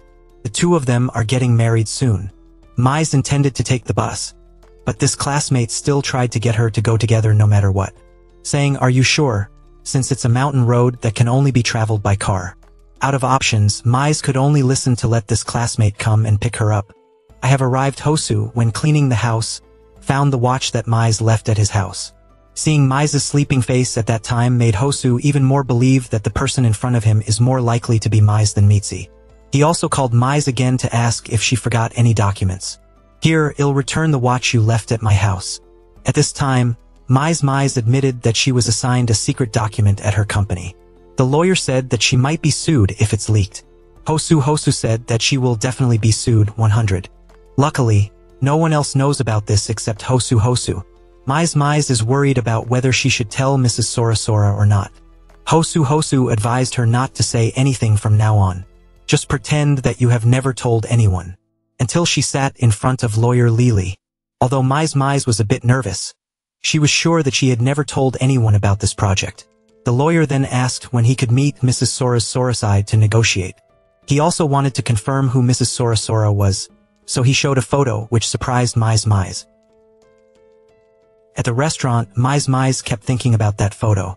Mrs. Sora turned around and asked if she had finished writing the closed announcement yet. Then she gave Mize the secret document she left here. Mize was startled, worried that she would know the information she was hiding. However, she didn't mention anything about the content of the document. She just told Mize that if it's a secret document, she should keep it carefully, not be so reckless. Curious as to why Mrs. Sora wasn't mentioning anything about the things she had written, Hosu appeared in front of Mize. Now she knows that Mrs. Sora has dyslexia, so she couldn't read the announcement she sent her either, including this secret document. Mize wondered how Hosu knew. He said that he just pays attention to small details. She was curious if she couldn't read. How could she graduate from HNU? Hosu also gave up because that was a story from 50 years ago. Now, do you want to dig up the records of someone from 50 years ago or something? People with secrets have their reasons for hiding them. Sometimes it's better to stay silent. After saying that, Hosu got on the bus and left.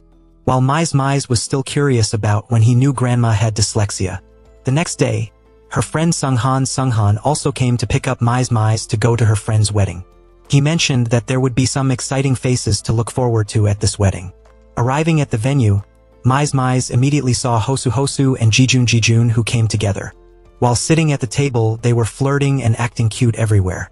Her ex-boyfriend, Mr. Gugu, and Mize were also coming from their hometown to attend their friend's wedding. Mr. Gugu told Mize that the two classmates, Mize and Unsu have a 1-year-old child. Now that they've settled down, they're finally getting married. But just because these two invited Mize, Mr. Gugu thinks it's just a normal invitation to an old friend. By the way, Mr. Gugu said that the two of them should go on a date because he had already booked a hotel. Going to the wedding gives us a solid alibi. After hearing that, Mize was shocked and told Mr. Gugu to stop the car, and she got out immediately. You kidnapped me in your car and even booked a hotel?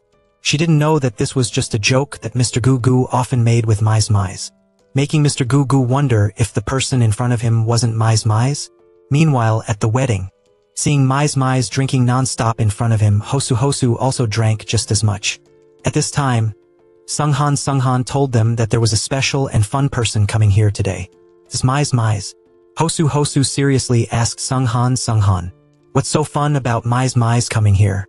What's so fun about seeing Mr. Gugu and Mize after a long time? Aren't you a bit old to find that kind of nonsense fun? Hosu immediately stood up and grabbed Sunghan's neck. But when he saw Mize in front of him awkwardly stopping him, he calmed down and left. Mize wondered what was going on.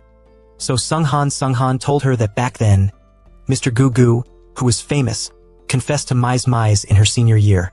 It turned out that back then, Mr. Gugu stood in front of Sunghan practicing his confession, which made him get goosebumps, but he still supported his somewhat dirty friend. He told him to go confess to Mize, not knowing that Hosu had heard this. Hosu intended to stop Mr. Gugu, but Sunghan urged him to go confess quickly. So, in class, he was practicing confessing to Mize. At that time, Mize only misunderstood that Hosu was dating her sister. So just when Mr. Gugu confessed to her, she immediately agreed, and this scene was also filmed by Sunghan's group as a joke for their entertainment. Also because of this, Hosu went crazy that year and got into a fight with Sunghan. But Mize didn't really have feelings for Mr. Gugu that year, so Mr. Gugu helped her hide the fact that they were pretending to date. That's also why Mr. Gugu knows that the person next to him isn't Mize right now. He said that Mize also wanted to say it a long time ago, but Hosu's eyes were too scary. As for Mize on this side, she realized that although Hosu also knew everything, he chose to hide it. That Sunghan even blamed it all on Mr. Gugu, pretending to be by Mai's side for the past 10 years. Mai's then got angry, saying the name of the 28th student council president of Dusun High School. I know you still haven't grown up, but now you should be able to graduate. If I were you, I would stay away from Mai's starting next week. After saying that, she quickly went to find Hosu, calling him and telling him to wait there. I'm coming here. Jijun walking next to him didn't want to let go of Hosu and said that person isn't Mai's. It's Mai's. But Hosu already knew that it was Mai's. After saying that, he left Jijun alone and followed the call of love to Mai's. It was on the night that Mai's was drunk. Hosu called her name in his sleep, and Mai's mumbled, asking what he was calling her for. Ever since he knew that the person next to him all along was the person he liked, Hosu was like a child, just looking at Mai's sleeping all night, looking like the treasure he had secretly wanted for so long. As for Mai's on this side, she hoped that Mr. Gugu wouldn't reveal the story about the two sisters switching identities. Mr. Gugu, of course, kept it a secret. He also advised her to go out more and go to the place she wants to go. Back to Mai's side. Because her legs hurt, Hosu offered to carry her for a while. Even though he has had a leg injury since he was little, this is not a difficult task for him. Mai's then asked why he knew that Mr. Gu and Mai's were not in love. But he didn't say anything. In exchange, she herself suffered and was misunderstood for all those years. Hosu said he didn't do this for other people. He could only keep it a secret. Like the fact that he knows the person on his back is Mai's, but he doesn't say it to enjoy this happy moment. Meanwhile, in his hometown, his friend, the strawberry farm owner Sejin, is having difficulty with the storm prevention. Who told you not to listen to advice and now you're suffering? Suddenly, a person in a raincoat slowly walked up to Sejin, making him think his grandfather had appeared, but it was Mai's. It's just that because the storm is too big now, the two of them can't prevent it. They can only sleep at the farm for one night. Sejin told her to sleep inside and he would sleep outside, when the house suddenly lost power. So the two had to light candles. Sejin is curious as to why Maiji came back here. She just said that all the places she'd been to or stayed at before were fake. Only the strawberry farm here is real. Hearing that, Sejin took the opportunity and said, I wish the rumors about us were also true. After Sejin told Maiji that he wished the rumors about them dating were true, the atmosphere in the room suddenly became awkward when someone's stomach rumbled with hunger. So, his friend Sejin had to cook noodles. While VR was muttering about how to cook the noodles correctly, Maiji found some documents about Sejin, asking if he's Han Sejin from Hane Asset Management Company, getting to the right field and the right topic of work. Maiji then said a bit too much, making Sejin feel interested. Turns out, she just didn't want to talk. I actually like you talking this much. Maiji suddenly became shy, saying that her thesis was about these topics, so she likes to discuss academic matters. Sejin wondered why she knew about him but didn't know what he looked like. Maiji was even more curious as to why a famous person like him, with top-notch negotiation skills, was hiding in this farm. He probably embezzled 50 billion won in Macau, but every story sounds ridiculous. Sejin then said that he was betrayed by his business partner. As for the details, he will tell her the day after tomorrow.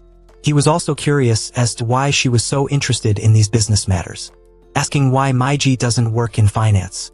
Basically, due to her family's personal problems, Maiji couldn't do anything she wanted. In Seoul right now, Hosu was asked by Mrs. Soja to help her quickly resolve the refusal to sell to Mija's company. But when he arrived at the negotiation office, he didn't expect that the person appearing in front of him was Hosu's former manager. No matter what Hosu does, his manager is sure that he will make the restaurant owner sell it, after talking to his old acquaintance. Maiji and Hosu go out for some coffee. For some reason, Maiji suddenly started scrutinizing him, from his eyebrows to his nose and lips. Has he been this handsome all along? Hosu turned around, making her shy. She conveniently asked Hosu if he was busy next week. Maiji said her younger sister will come up here from the countryside to visit him. But Maiji didn't know that Hosu knew the real younger sister was in front of him, saying she can visit any day. Suddenly, Jijuan texted Maiji, asking her to meet up to talk, although she didn't know what it was about. But while she was sitting at the coffee shop, a woman that Maiji didn't know came and asked, "You're still sitting here at this hour? You should have disappeared before he came back." Maiji didn't understand who this woman was referring to in front of her. Even when Jijuan came to meet Maiji, the woman told Jijuan not to interfere, Because this was her personal matter with Meiji, Jijun didn't listen and dragged her friend to another cafe. At this time, she also revealed that she had actually known the person in front of her was Meiji for a long time, not Meiji. She recounted the times Jijun mentioned work and Meiji seemed confused. Jijun missed Meiji so much, always curious about how her friend had been living all these years.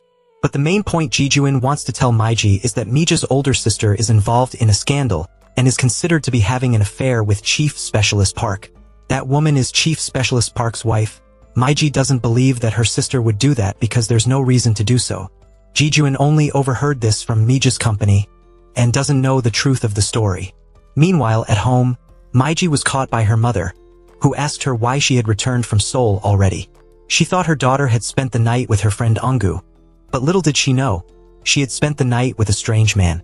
Mrs. Hui only mentioned to her daughter that Hosu came back here to look for her. But when she met Hosu, he said that he had already met Meiji, after going to school to fix everything after the report. Mrs. Ongu was also surprised because she didn't think her child would come back here without telling her. People were gossiping that Hosu was back to prepare to become in-laws with Mrs. Hu's family, marrying Meiji. But Mrs. Hui doesn't like Mrs. Ongu's family at all, saying that my family doesn't want a son-in-law with a servant right here. Being called Un Ryu from Seoul, Mrs. Ongu felt resentful and confronted Mrs. Hui, asking why she was calling her son like that. It's just that Mrs. Hui didn't want her daughter's reputation to be tarnished, so she accidentally said it, causing them both to misunderstand each other. So, neither of them would give in and started fighting, while Hosu came back here to ask Meiji about the harassment case she had at the company before. He blamed Meiji for giving up on that case. Meng Ti said that he was here to help her resolve this case. But Hosu actually wants to resolve it quickly so that the name Chief Specialist Park doesn't affect Meiji while the two are still swapping identities. Hosu curiously asked Meiji what happened, but she remained silent and refused to say a word. Suddenly the mothers of both of them called. Meanwhile, at Meiji's company, they now realized the seriousness of the incident that her sister had encountered that month, even the fact that Hosu wanted to resolve the harassment case that she had given up on. Meiji realized that she seemed to have missed the opportunity to regain justice in the workplace for her sister, at the hospital in her hometown at this time. Two neighborhood women fought to the point of being hospitalized because they wanted to go out a bit far, and when their children arrived, the two women were still competing with each other as if it were a matter of life and death. It's really hard to reason with them at this age. Hosu and Meiji had just left when they immediately ran into Meiji, who had just returned from Seoul, making Hosu worried and telling Meiji to just pretend that he didn't know the two of them had swapped identities, because he still wanted to enjoy the feeling of being in love with Meiji. But as soon as they got to the hospital entrance, they ran into the strawberry farm owner Seijin. Seeing his younger sister Meiji made this older brother surprised. The two of them really aren't any different. Meiji looked and immediately remembered that he was the 200,001 job guy. Hosu and Seijin had also met before, so they didn't ask any questions. It was fate that the four of them gathered together. Seijin invited everyone to go eat together and saw the three of them looking at each other, making him think that the three of them wanted to go eat privately without inviting him. So, in the meal of the four people, everyone started introducing themselves, and the older brother Seijin talked a bit too much. During the meal, everyone talked like they didn't know. But as soon as they got outside, Meiji told her sister that Hosu knew that the two of them had swapped identities. That's why he came back here. Meiji was shocked at this time. Turns out that she was playing games with him on Seoul all the time. Seeing Hosu in front of her, Meiji still acted like she didn't know. Too shy to face the person she likes, Meiji asked to go back first, the kind of shyness that she didn't want to see Hosu's face anymore. And Hosu at this time went home, looking at the photo he took with Meiji that year and remembering. Because of his misunderstanding with her sister, Meiji didn't want to see Hosu at all at that time. But in front of the adults, she also had to try hard because she didn't want others to think about her. But from that night on, Hosu couldn't meet Meiji anymore, and Meiji on this side was helping Seijin clean up the aftermath after the storm. She said that she just wanted to help him one last time because after this time, Meiji would probably quit completely. Seijin was curious if Meiji was pursuing her dream in Seoul or not. Meiji said self-deprecatingly that not everyone can become like Seijin, because Meiji had also tried to take the exam before but failed. At night, the two sisters started confiding in each other because they hadn't talked for a long time. Meiji wasn't in the mood for anything, so she told Meiji to talk tomorrow. But the next morning, Meiji left home early. She told her younger sister to just visit her grandmother. Don't do anything. Don't let me have a bad reputation. When she just got out of the house, she immediately met Hosu standing here since when, telling Hosu to wait more because Mijie was coming out here. But Hosu just wanted to solve the matter that the two of them discussed yesterday. Mijie didn't care and left. And Mijie just drove out when she immediately saw Hosu, making her embarrassed to face him and turned back into the house. So, after a while, the two of them went to the hospital to visit their mother together. At the hospital, these two neighbor women were even more noisy than the market. If they become deaf, they must argue they don't know how much is enough. When she was applying medicine for her mother reminded Mijie, if you visit your grandmother, don't talk about your injury. But this time, Mrs. Hui didn't think Mijie would be so gentle. Mrs. Hui was curious. Probably they haven't met for a long time. And she was also injured, that's why it's like that, and Hosu also ran after Mijie, trying to start a conversation with her. But Mijie seemed like she wanted to stay away from Hosu, making Hosu helpless, but he couldn't do anything. Meanwhile, at the strawberry farm, Mijie was helping Sejin clean up the mess after the storm. She was still curious about why he used to be a good negotiator but was betrayed. Sejin then took her to a resting place to drink tea and started telling her. Actually, that year, Sejin intentionally did that. There was an investor who owned 2 of the part and Sejin's company tried to persuade this person. Sejin tried his best and that time to persuade this investor, Sejin's grandfather called. Normally, his grandfather never called Sejin, but this time it was different. It was because of that time not answering the phone that Sejin's grandfather passed away because of heat shock on the farm. At that time, Sejin felt like something inside him was collapsing. Everyone else went to work and ate, but he couldn't continue, so he quit that company. And Mitzi finally returned to visit her grandmother. Seeing her granddaughter still alive and well made this grandmother happy. It's true that her precious granddaughter is back. She asked if the two of them had finished swapping, but there are still some things to do, so Mitzi can't switch back her identity right away. Grandma told her not to tell her that she was injured, but somehow this child accidentally told about her mother falling down the stairs. So the grandmother told Mitzi to visit her mother first. To reassure her, Mitzi said that her mother was fine, and then took her for a walk at the law firm at this time. Lawyer Lee Chung-gu is investigating Soja's file, and found out that she once had an acquaintance in the Fall from Grace scandal named Hong Sang-in. Making him realize that this name seems familiar, he seems to have heard it somewhere before. Meanwhile, Hosu also called Soja, trying to ask if apart from not wanting to sell the house, there was any personal reason why she wanted to stay in that place. Hosu wants to ask as an individual, not as a work matter, because he wants to help her win the house sale case to the end. Soja didn't want to say anything more, so she hung up, but a guest just walked in with a familiar voice that made her head spin for a moment. After calling Soja, Hosu went to see Mitzi, asking her about the case at the office. At this age, Mitzi doesn't know where to start. Mitzi, who had just returned from the hospital, immediately met her close friend, Mr. Gu. Seeing her pretending, Mr. Gu immediately recognized that she was Mitzi. "Why didn't you tell me when you went to Seoul, making me worried to death?" That's right, when they met, Mr. Gu showed off the mouse going backward, causing her to react extremely strongly. This is exactly the reaction that Mr. Gu wanted. Then in the car, Mitzi told about her journey of swapping identities with her sister, and conveniently Mitzi asked Mr. Gu if he knew that Hosu liked her. Mr. Gu said that he confessed to you before, but you didn't say anything when Hosu was there, so I thought you didn't like me.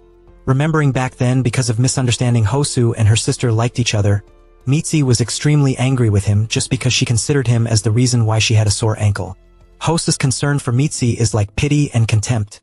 Mitzi regrets that she said so many words that made Hosu suffer more. Mr. Gu on one side, while eating popcorn, thought to himself, indeed, this girl did not clarify everything, made her own decisions, and then both herself and others suffered. Mr. Gu advises Mitzi to confess to Hosu, or else she will become a 40-year-old spinster. But how can Mitzi confess when she is too shy to die? In the evening, Mr. Gu brought some things to Hosu, making him wonder. Just because he heard that Hosu was on his side, Mr. Gu asked Hosu if he was leading Mitzi by the nose? A person who doesn't have a stable job and doesn't study well like that. Hosu immediately got angry and refuted, but was caught by Mr. Gu right away. If you like Mitzi so much, then go confess quickly. It's been 10 years already, but you still keep it in your heart. Mr. Gu must be called the king of creation. If he can't even record a song, then he's really Hosu low. Miji is at home, preparing to submit her resignation after what Se-din told her. If you don't let go of the old things in the past, you can't grasp anything else. So it's better to grasp the joy we find. It makes Miji hesitate, not knowing whether she should quit her job at the company or not. Going to Miji's room, she sees her sister working diligently. However, she only tells Mitzi to tell her when she goes to Seoul. But before that, Mitzi wants Mitzi to wait another round, making Mitzi curious about what's happening that it has to be postponed for a while. Mitzi starts confiding in her sister about her work. She feels a bit scared that if she quits the company, she won't find a better place. But she feels extremely tired. Mitzi tells her sister that she should only choose one, either cry or laugh. It's simple. At night, Hosu sits looking back at his love letter from that year and has trouble sleeping. Just going out in front of the house to admire the night sky. Mitzi didn't expect to come out here too just because he texted. Hosu at this time takes the opportunity to confess to Mitzi that he has been waiting for her for a long time. While waiting on the day before going to Seoul, I waited for you here just to say this. I couldn't say it when you left. Hosu takes Mice's hand. I've liked you for a long time, Mitzi. After confessing to Mitzi, the two of them also return to the house to put on more warm clothes. Then go to the convenience store together. Mitzi is curious about what their relationship is called now. The next morning, Mitzi also starts going back to Seoul to work as usual. And Mitzi at home with her mother is asked why Hosu came to her house and the people the other day. Not wanting her mother to know about Hosu coming because of the lawsuit at the company, she said he just came to visit. But she also doesn't know why Hosu has been so happy since he quit his job. And Hosu on this side also receives a call from Mrs. Soja, saying that she used to be a bit irritable with him, but now she really has something to ask Hosu for help with. But this matter can only be discussed in person. So, before going to Seoul, Hosu goes down to meet his mother to ask her. Seeing her mother a bit busy makes Hosu feel a little sorry. She hasn't recovered from her injury from the fight with Mrs. Hui, her neighbor, but now she's worried about her son. Hosu said he would go to Seoul soon because since he's been home, his mother hasn't had a moment to rest. He said only when he goes up there will his mother get to rest. But his mother still acted like it was nothing. She does everything just so her son doesn't lose to anyone. In Seoul, lawyer Lee met Mrs. Soja. He mentioned the name Hong Sangan in front of her. Asked if she knew about that name. He introduced himself as Lee Chung-gu, an acquaintance of Hosu. And Mice in the countryside was about to quit her job when Se-jin caught her. Oh, I was startled too. After drinking tea, he found out that Mice was about to leave. He asked Mice, if you're not leaving today, would you like to go with me for a bit? So, the two of us put on protective gear to climb the mountain together. All the way to the top of the hill just to stargaze together. Se-jin then asked Mice if she had any plans after leaving here. I have a lot of money, would you like to borrow some? A salary of 200,000 won that you haven't even used yet, and you want to give me more. Truly the CEO in the hearts of the sisters. Even so, Mice still doesn't know what she should do next to be right. Stay here or continue going to Seoul to work. The next day, after leaving Seoul's side, Mice suddenly called the handsome guy, making Hosu turn his head. So, you know you're handsome, huh? So, the two of them started walking home while chatting. Mice is wondering about something. She really wants to define the relationship, but she only knows how to invite him to eat. Making Hosu immediately find a place to eat. Just say it if you like him, sis. After arriving at Hosu's room, he told her about the reason why he came back here so early. At home, his mother is always worried that Hosu doesn't have anything to eat, or never let him do other chores. Hosu didn't want to see his mother like that, so he came up here so early. Mice smiled and said that he was no different from that year.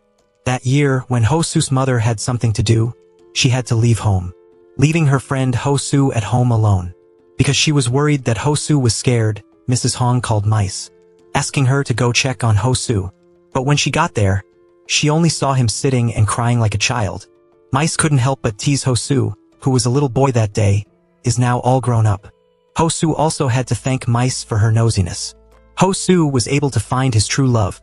Mice suddenly discovered the notebook where they had promised to go here and there together. So, without thinking much, the two packed their bags and left. Enjoy a couple's trip. From going out to eat to checking in and taking photos. Just going to eat, but the two suddenly fell silent. One person was worried about what to say and so was the other. So, to make the atmosphere less tense, the two continued to go to a bookstore to buy books. Coming here, they even met an acquaintance of Hosu, asking what Mice is doing, so that the person she loves doesn't lose face. She said she is also a lawyer. Then pulled Hosu away because she didn't want him to lose face in front of everyone. But in fact, Hosu felt like today wasn't really a good day for a date.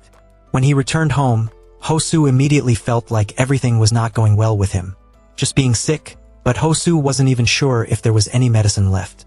Meanwhile, in the countryside, Seijin Zijin was thinking about Mice quitting her job when there was a knock on the door.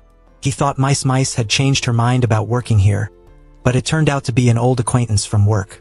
Mice couldn't sleep at night because of today's date. In front of her colleague Hosu, she lied about her profession. Suddenly, her phone rang, and Mice thought it was Hosu calling. But it was a colleague in the lawsuit at the company related to her sister. The next day, when she went to work at the company, everyone was gathered around Chief Specialist Park Pak, making Mice tear up, because she didn't expect this person to look so much like her father. Mice suddenly remembered what her sister had asked. How would you feel if you met someone who looked exactly like Dad? Now Mice also understands a part of her sister's feelings. Meanwhile, in her hometown, Mice is visiting her grandmother. Her grandmother asked when she planned to go to Seoul, but Mice hadn't thought about it. Mice is just finding it difficult to choose whether to go to Seoul or stay in a place where she sees everything is real. At Mrs. Soja's Soja store, she sees Hosu here and keeps remembering how the lawyer Lee came here the other day and said he would buy this place no matter what. He said Hosu couldn't do anything about this case. She can only watch her shop being sold. She glared at Hosu, saying she doesn't need his help here anymore. When Mice was preparing things, Chief Specialist Park Pak called back, asking her to go to a cafe to talk about their affairs. At first, he asked Han a little about Mice and then started talking about Mrs. Soja's Soja restaurant planning project, saying that if she wants to be in charge of this project, he will hand it over, but all responsibilities will be hers, Miss Mice, and it doesn't stop there. Suddenly, he told her about how he has a little daughter who always clings to her dad. Her name is Mice, I think. He did that on purpose because he knew Mice was obsessed with his father's appearance. Mice also couldn't help but remember that year whenever she was sad. She would often hide in her shack and her father would always come to comfort her. So, in the evening when she got home, Mice texted and called her sister to tell her about how today she met a man who looked just like her father. Mice asked how her sister felt after seeing that person for the first time. They were both choked up and didn't know what to say when they met someone who looked exactly like their father. Just standing in front of that man makes the two sisters feel like they're idiots. They're extremely weak and don't know what to do but cry. So the next day, Mice was asked about the situation at work by her colleague Tiu. She told him that she had given up on the case, and hoped that Tiu would pay attention to her and take care of her more from now on. At Hosu's house, Mrs. Hong couldn't wash her hair because of her injured hand, so she called Mrs. Hui to help her wash her hair. It was like a reconciliation for the fight the last time while washing their hair. They kept gossiping. Mrs. Hong suddenly felt admired because Mrs. Hui could talk to her child comfortably. Mrs. Hui said that she probably didn't talk much. Mrs. Hong said that she actually didn't know what to say in front of Hosu. Hosu is not Mrs. Hong's biological son. His father remarried another person. So Hosu is just her adopted son. Hearing that, Mrs. Hui said, so what? Some biological mothers are not as good as adopted mothers. The two of them reconciled like that. After Mice finished work, she met Hosu, and they both sat down to talk about their date. The day before, Mice apologized to Hosu for lying about her job in front of everyone.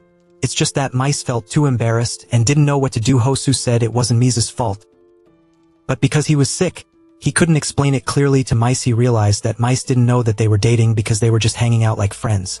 Although it's a bit late, Hosu hopes that he can get more help from Mice while they are dating, completing each other's shortcomings. At Sejin's farm, Mice was about to talk about her resignation when she saw a lot of books about business knowledge on the resting table. While Sejin was on the phone, Mr. Gu came over and said that he was about to go to the US to study abroad, so he wanted to find someone to take care of the strawberry farm for him. Mice is likely to be the chosen one. On her way home, Mice was stopped by her colleague Tiu because he had something to say. It was about the older sister named Sujan, a senior specialist who used to help Mice before. And he is the younger brother of that older sister.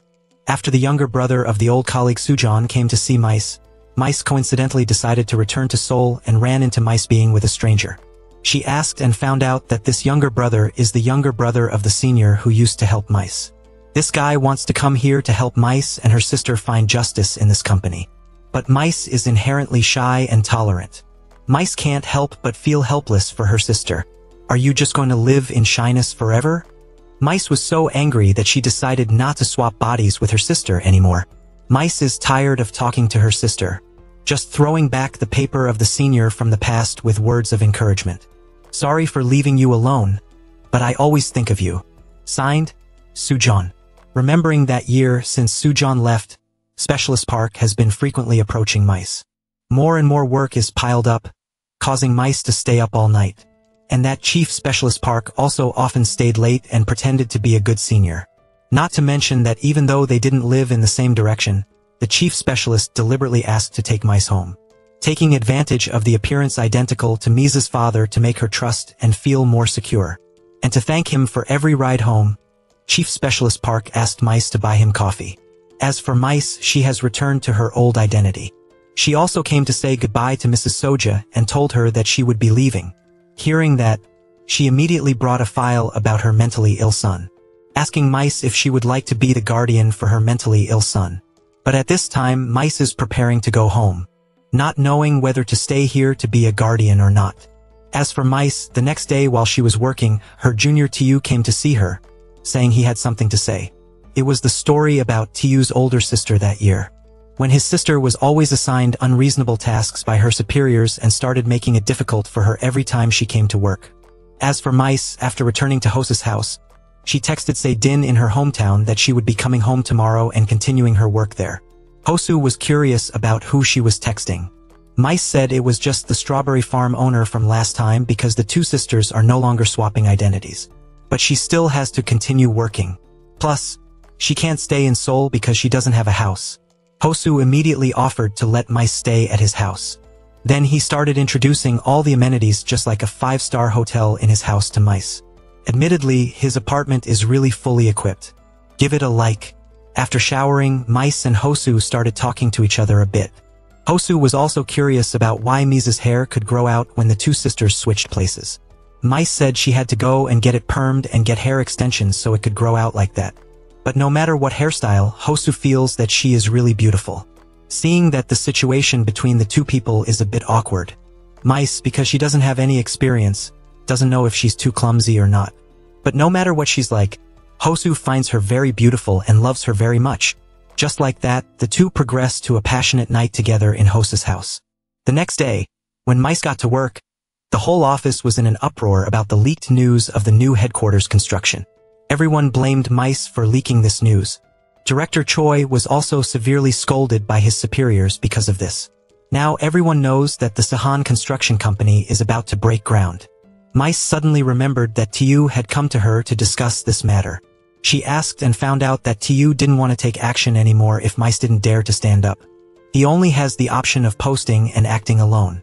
Mice advised Tu to stop before he gets sued. Said they would work together, but in the end, everyone blamed Mice, making it unbearable for her. No one cares about the truth. Just like back then when Specialist Park Pack was always nice to Mice. Once, when Mice was trying to fasten her seatbelt, he took the opportunity to try to sexually harass her. Mice said she only appreciated him as a senior colleague. He kneeled down and begged for forgiveness. He would do anything, but Mice let it go, as if that incident never happened. Because of this weakness of Mice, he changed completely and went to the company and told Mice not to bring him coffee anymore. He loudly announced that he was a married man in front of everyone. Mice privately asked him why he did that. People will think she's weird, but this is exactly what he wants. He wants everyone to misunderstand that Mice is the third party who wants to ruin other people's families. As for Mrs. Soja on this side, lawyer Lee also came here to force her to sell the house, but she didn't want to. He then used another despicable method, threatening that if she doesn't sell, he will use force. He will reveal secrets. Or for example, that her son is in a mental hospital. Mrs. Soja wondered how he knew, then remembered she once made an offer to Mice. Meanwhile, Mice still didn't know she was about to meet them. She was still enjoying the morning with Hosu. Hosu asked Mice if she had decided anything after Mrs. Soja's invitation. Mice also thought about helping Mrs. Soja so she could forgive her for what happened before. She didn't forget to wish Hosu luck on his job interview today. So Mice went to meet Mrs. Soja. The atmosphere looked very bleak. Mice slowly told her that she had something to say. Mrs. Soja, after hearing the lawyer's rumors, suspected Mice came here to escape and trick her just to sell the house. Mice was just trying to admit her true identity but didn't understand what was happening. She only saw Mrs. Soja chasing her away and not wanting to see her face even once. Then she even threw away the gift that Mice once gave. Although a bit sad, when she met Hosu again and heard the good news about him, Mice also felt happy for him. Hosu also asked Mice how things went with Mrs. Soja. She just lied, saying everything was fine. By the way, today because Hosu got the job, Mice wanted to invite him to celebrate. Meanwhile, Mice is thinking about whether or not to take action regarding the bullying she's experiencing at the company. Tu gave her a USB containing document files so she could fight back. Remembering herself from always being bullied at work to being falsely accused of being the third party in someone else's relationship. Not to mention that her lawsuit against Specialist Park was also rejected, and she was pressured to explain why she didn't report the touching incident from the beginning. But Mize hasn't been able to find a satisfactory answer for herself. After waiting for Hosu to fall asleep, Mize went into the bathroom and removed all her hair extensions from after the Soja incident until Hosu woke up, only to see Mize with a short hairstyle. She then admitted that things weren't going well with Soja. She hadn't been able to talk to Soja about the guardianship and had already been kicked out. Mize felt like there was no reason to stay here anymore. She wanted to go back home. Seeing the weak expression on his girlfriend's face, Hosu hugged her and comforted her. After returning home, Mize excitedly went to see her mother. She said there was nothing to do in Seoul, so she came back a bit early, but she was a bit tired. Mize immediately went to her room first, and her mother seemed to notice that something was quite strange about Mize. After arriving at the strawberry farm, Sejin saw Mize's expression and immediately knew she wasn't Mize. Not to mention that he was the one who hired her, so he knew what kind of person Mize was right away, and Mrs. Hui, because she suspected that the two daughters had swapped places, went to see her mother to ask if the two daughters had asked about the situation. But when she saw her mother's hesitant expression, Mrs. Hui could be sure that Mize and Mij had swapped places during the recent time, and Sejin missed Mize too much. Kept asking Mize what the situation was like up there right now while up in Seoul. Hosu was going to meet a new law firm for an interview and preparing to get a job. They heard about the story of Hosu turning against his client just to protect the weaker person, which seemed quite suitable for the company's motto that Hosu was about to join. The old colleague said he had already told them about Hosu's situation, and they were very impressed. They only wondered why a disabled person like Hosu Sr. would go up against a weaker person. Not to mention that Hosu himself was said to have a disability. So because of this, Hosu asked to leave first. The old colleague ran after him to ask Hosu. He didn't want to represent anything like protecting the weak or disability at all. Hosu realized that he wasn't suitable for this kind of work at all, so he thought back to when Hosu turned against his client. It was only because the client was wrong. The old colleague was also out of options, telling Hosu to contact him if he needed anything, because he quite believed in Hosu's abilities. And Mitzi, after returning home, was questioned by her mother about why she had hidden the fact that the two of them had swapped identities. Mitzi looked annoyed. Mom has never been able to tell the two of them apart, but now she's annoyed. Mitzi became like this since swapping identities with Mize. She just realized how biased her mother was towards her sister, but in reality, her mother also has her own hardships, the things that Mitzi wants to do. Her mother wants her to be able to do everything, not just favoring her sister Mize. It's just that Mitzi keeps trying to live like her mother, making Ba Hui feel like she's a bad mother. She just wants Mitzi to go where she wants, and then burst into tears, making Mitzi realize that she's been blaming her mother. It turns out that her mother has always been secretly supporting her from behind, and Mize, after deciding, also went to see Senior Susan, remembering the time she secretly helped her. Mize asked Susan why she only knows how to pay attention in this room, not caring about herself but always wanting to worry about others. Senior Susan just apologized to Mize because she had ruined many things, saying she's as bad as the people in the company. Mize also burst into tears at this time, not thinking that a victim like Senior Susan only knows how to lock herself in the room without any resistance after returning home. Specialist Park doesn't know when he has been waiting for Mize at home. He asks for a few minutes to talk to Mize a bit. He wants Mize to transfer to the Chidong branch. The reason is because she withdrew from the new headquarters project without prior notice. Clearly, this Park guaranteed that as long as Mize withdraws from the project, he guarantees she won't be punished. It's true that only a fool would trust this guy again. Just as she was about to leave, Park stopped Mize, took the phone, and deleted the recording that Mize had just made. He threatened Mize as he approached, but he didn't expect that Mize had already come to Seoul to find Hosu. She didn't expect that just stopping by to see her sister, she would be bullied. So she immediately rushed to beat him up. Mize on one side kept cheering, hit him harder, no one's watching. A moment later, the three of them went to the police station together, and Hosu was also here. Park intends to sue these three people for assault causing injury to others. but Hosu lifted Mai's shirt, revealing the clear marks on her hand. Clearly, she was just defending herself, so this should be sued in reverse. Mai has been stronger this time, trying not to be afraid and really wanting to sue Specialist Park to the end for harassment. A little information about Mrs. Soja from a young age. She was always bullied at the orphanage. Until a friend of the same age named Sangan came and pulled Mrs. Soja out of the darkness, starting to show her things that Mrs. Soja had never known. As for Specialist Park, as usual, he came to the company and played the pitiful act and victim in front of everyone. Mai didn't care even if Tu asked her. She didn't reveal a word. As for Mai, to thank Hosu, she bought him some breakfast as a bribe for receiving protection for Mai. Hosu was also curious about the reason why Mai came back here. Mai told him that her mother had allowed her to do anything she wanted. Although she doesn't have any work yet, Mai really wants to be close to Hosu. She told Hosu to prepare himself to see her every day. Meanwhile, at Mrs. Soja's house, there was an article about some familiar-looking poetry collections, so she asked a guest to translate it for her. He began to read loudly. Mrs. Soja was standing below, and it said that someone under the name of a deceased poet used it to occupy the house, property, and copyright of that deceased poet. Now she realized that the lawyer Lee really wanted to achieve the goal of buying back this house to the end. As for Director Choi on this side, he asked Lawyer Lee why he had to spread this kind of news. Lawyer Lee is aiming for the son without legal capacity, so that the greedy uncle can recognize the relative, and then the company can easily buy back that land. Because of this article, Mrs. Soja is currently constantly being harassed because she is suspected of being a thief who stole the property of the poet. She hurriedly went inside and received a call from the prosecutor's office. Inspector they called because they suspected she was a fraud who stole identities and seized property.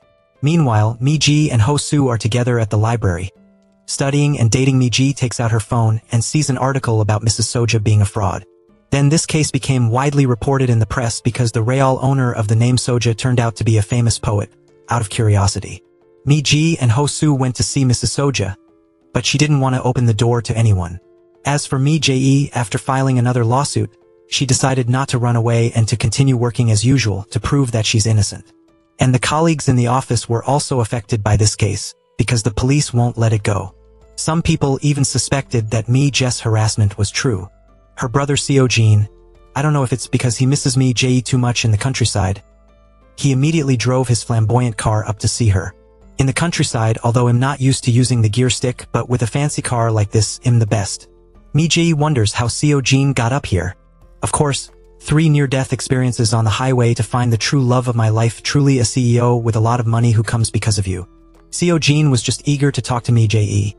So he left his mother and ran away from his responsibilities at home, truly a chatterbox who only loves you so. After getting Mi-ji to go out with him, the chatterbox commented that Mi-ji usually looks like this. Then he took her to a flower shop to buy flowers. Then they went to drink beer and look at snacks together, making Mi-ji feel surprised because he knows the owners of the shops everywhere he goes. Seo-jin proudly brags that it's not that I know them, but everyone around me is an owner. Some people fail, but they quickly recover.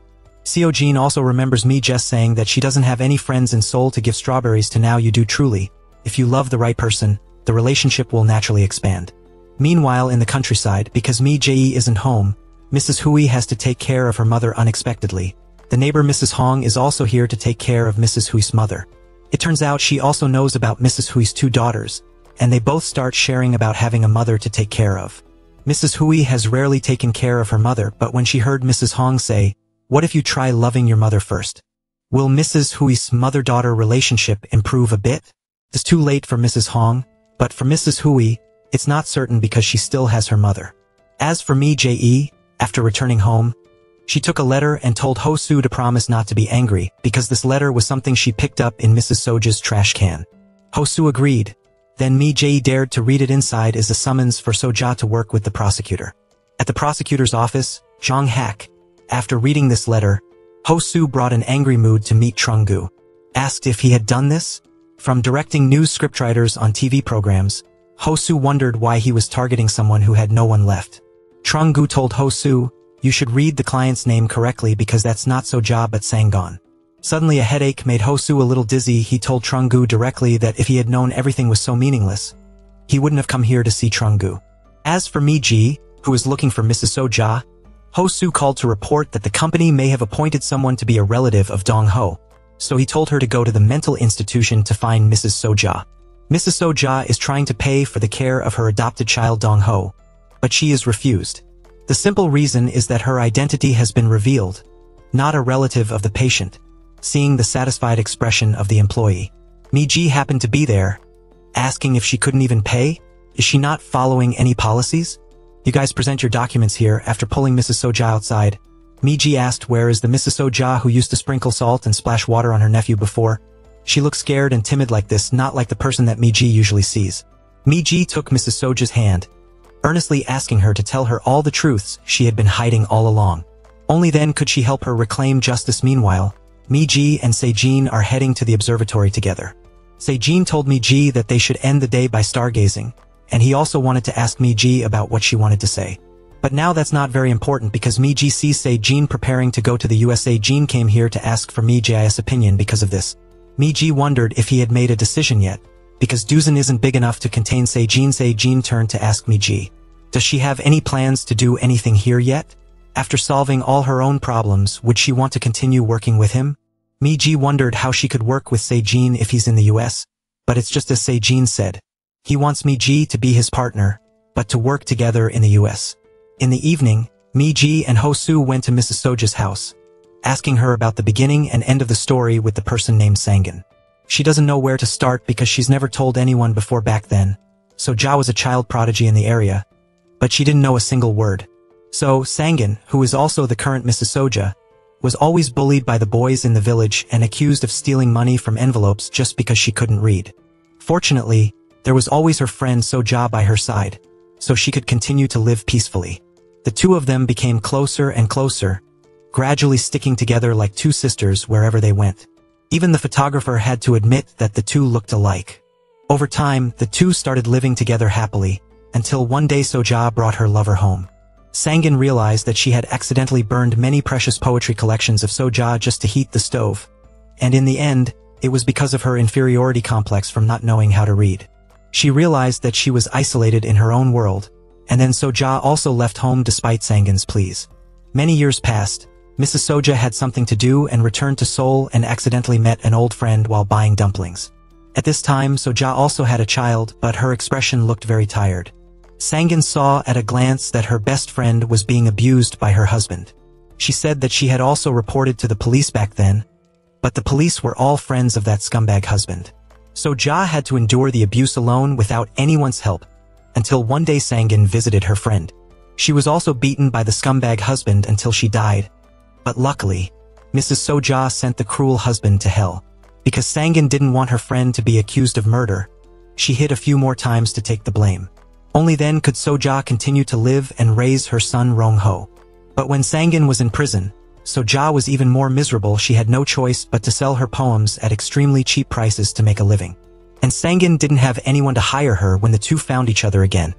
Soja suggested going to Seoul together to live and start a new life. From then on, the two started using the same name Soja. After a few years of struggling, they finally earned a 3-story house. But happiness didn't last long. When Mrs. Soja got cancer, by the time she saw the doctor, it was too late. Knowing that she wouldn't live long, Mrs. Soja then took advantage of her illness and reported her death under the name Sangan. To allow Mrs. Sangan to truly live under the name Soja without any more false accusations, the story of the name Soja came to be. After Hosu took the documents that Mrs. Soja left for Mrs. Sangan, and upon opening it, there were everything from copyright certificates to property transfers, including a will. In the letter, Mrs. Soja only hoped that her friend could let go of the lie and live with her own identity. Hosu quickly brought the good news to Mrs. Soja the next day. If someone reads this letter, it proves that the current Mrs. Soja has met someone she can trust or is at an impasse, only hoping that the person who reads this letter is a good person. Then together with Miji and her, they devised a strategy, the first being to admit that she has been living under another person's name. But next is thanks to the power of attorney, copyright, and inheritance of property, as well as the will of the deceased, all show that the current Mrs. Soja is legally inheriting everything. After this incident, Hosu bluntly called Trungu just to deliver one message: he will never win, and Miji at this time is also not free. She went to find former students who had received scholarships from Mrs. Soja and began to help her clear her name of everything. On the day of the preparation for the interrogation, Miji brought a pile of petitions from the people who received scholarships from the real Mrs. Soja, only hoping that this could help prove more for Mrs. Sangan. After submitting the petition, Hosu Hosu also received a notice of temporary suspension of prosecution of identity for verification. However, this is still not a victory. Even so, being able to clear her name, Mrs. Sangan is also extremely happy. The next day, when he went to Mrs. Sangan's house again, an important call suddenly made Hosu Hosu lose his mind. He walked blankly in front of Miji while she didn't understand what was happening. Back a while ago, Miji was having a headache about what job she should do in Seoul. Hosu Hosu encouraged her, asking if there was anything she wanted to do. Miji lazily just wanted to go to sleep. Taking the opportunity while Miji was sleeping, Hosu Hosu hurriedly took the wrapping string to measure Miji's finger. The next day he went to buy a couple rings with her, happily on his way back to see Miji when he received a phone call. Hosu Hosu suddenly couldn't hear anything. His hearing almost completely disappeared, while Miji was in the shop. She was with Grandma Sora to see about making an advertising sign, to thank her for giving Miji some marinated crab and side dishes, telling her to take them home and eat with Hosu Hosu. But when she got home, Hosu Hosu had changed the password. She was surprised to see Hosu Hosu looking a bit uncomfortable. He didn't want Miji to come in. He said he didn't feel well today, so he told Miji to go home first. But in reality, it was because Hosu Hosu had lost his hearing today. He hurriedly took a taxi to the hospital, but the driver said he was only going to Incheon, then kicked Hosu Hosu out of the car. After arriving at the hospital, the nurse had to pat Hosu Hosu on the shoulder before he realized he was being called. In order to be able to hear again, the doctor told him that he would have to inject steroids to improve. Hosu Hosu hearing has decreased a lot compared to before. If the situation worsens, he may have to wear a hearing aid, so today when Miji came, Hosu Hosu couldn't hear her clearly. Not wanting Miji to know, he locked himself in the room. At Miji's company, Chief Xian had all his documents and computers confiscated by people from the Fair Trade Commission. The reason was an article about the company prioritizing Sinhan construction. The resettlement takeover was reported online. This was directly reported by Mij. Thanks to Seojin's powerful assistance, the press is now buzzing about the antitrust violation. Seojin asked if the people from the Fair Trade Commission had arrived yet. Seeing Telltale coming to find her, she was sure they must be here. Telltale asked Mij if the personnel department summoned her because they knew she had reported it. Mij told him that she was about to quit her job here, making Telltale curious as to why she didn't want to witness those people being punished. Mij doesn't have that mood right now. She will hand over her work to Telltale soon. Asking him to witness it for her, she has a bigger goal. Probably going to the US with Seojin Hosu Hosu because his hearing is not good, so he went to find his senior at his old company. Although he lost in the case that made Mrs. Sora have to sell the land and he doesn't like Hosu Hosu very much, he still confidently placed a file about the harassment lawsuit at Mij's company. Hosu Hosu believes that Lee will help him, because he is a very busy person and only spends time on things he is interested in. He is sure that it is because Lee cherishes Hosu Hosu very much. So whether he hates him or likes him, he certainly wants refuse, not to mention Lee is a lawyer who only cares about winning. So Hosu Hosu trusted and asked this brother for a favor. Although he really hates Hosu Hosu, this brother still accepted his case as if acknowledging what Hosu Hosu said. Hosu Hosu has also completed the procedure to register as Seoja guardian. She doesn't need to worry about inheritance rights or false identity anymore.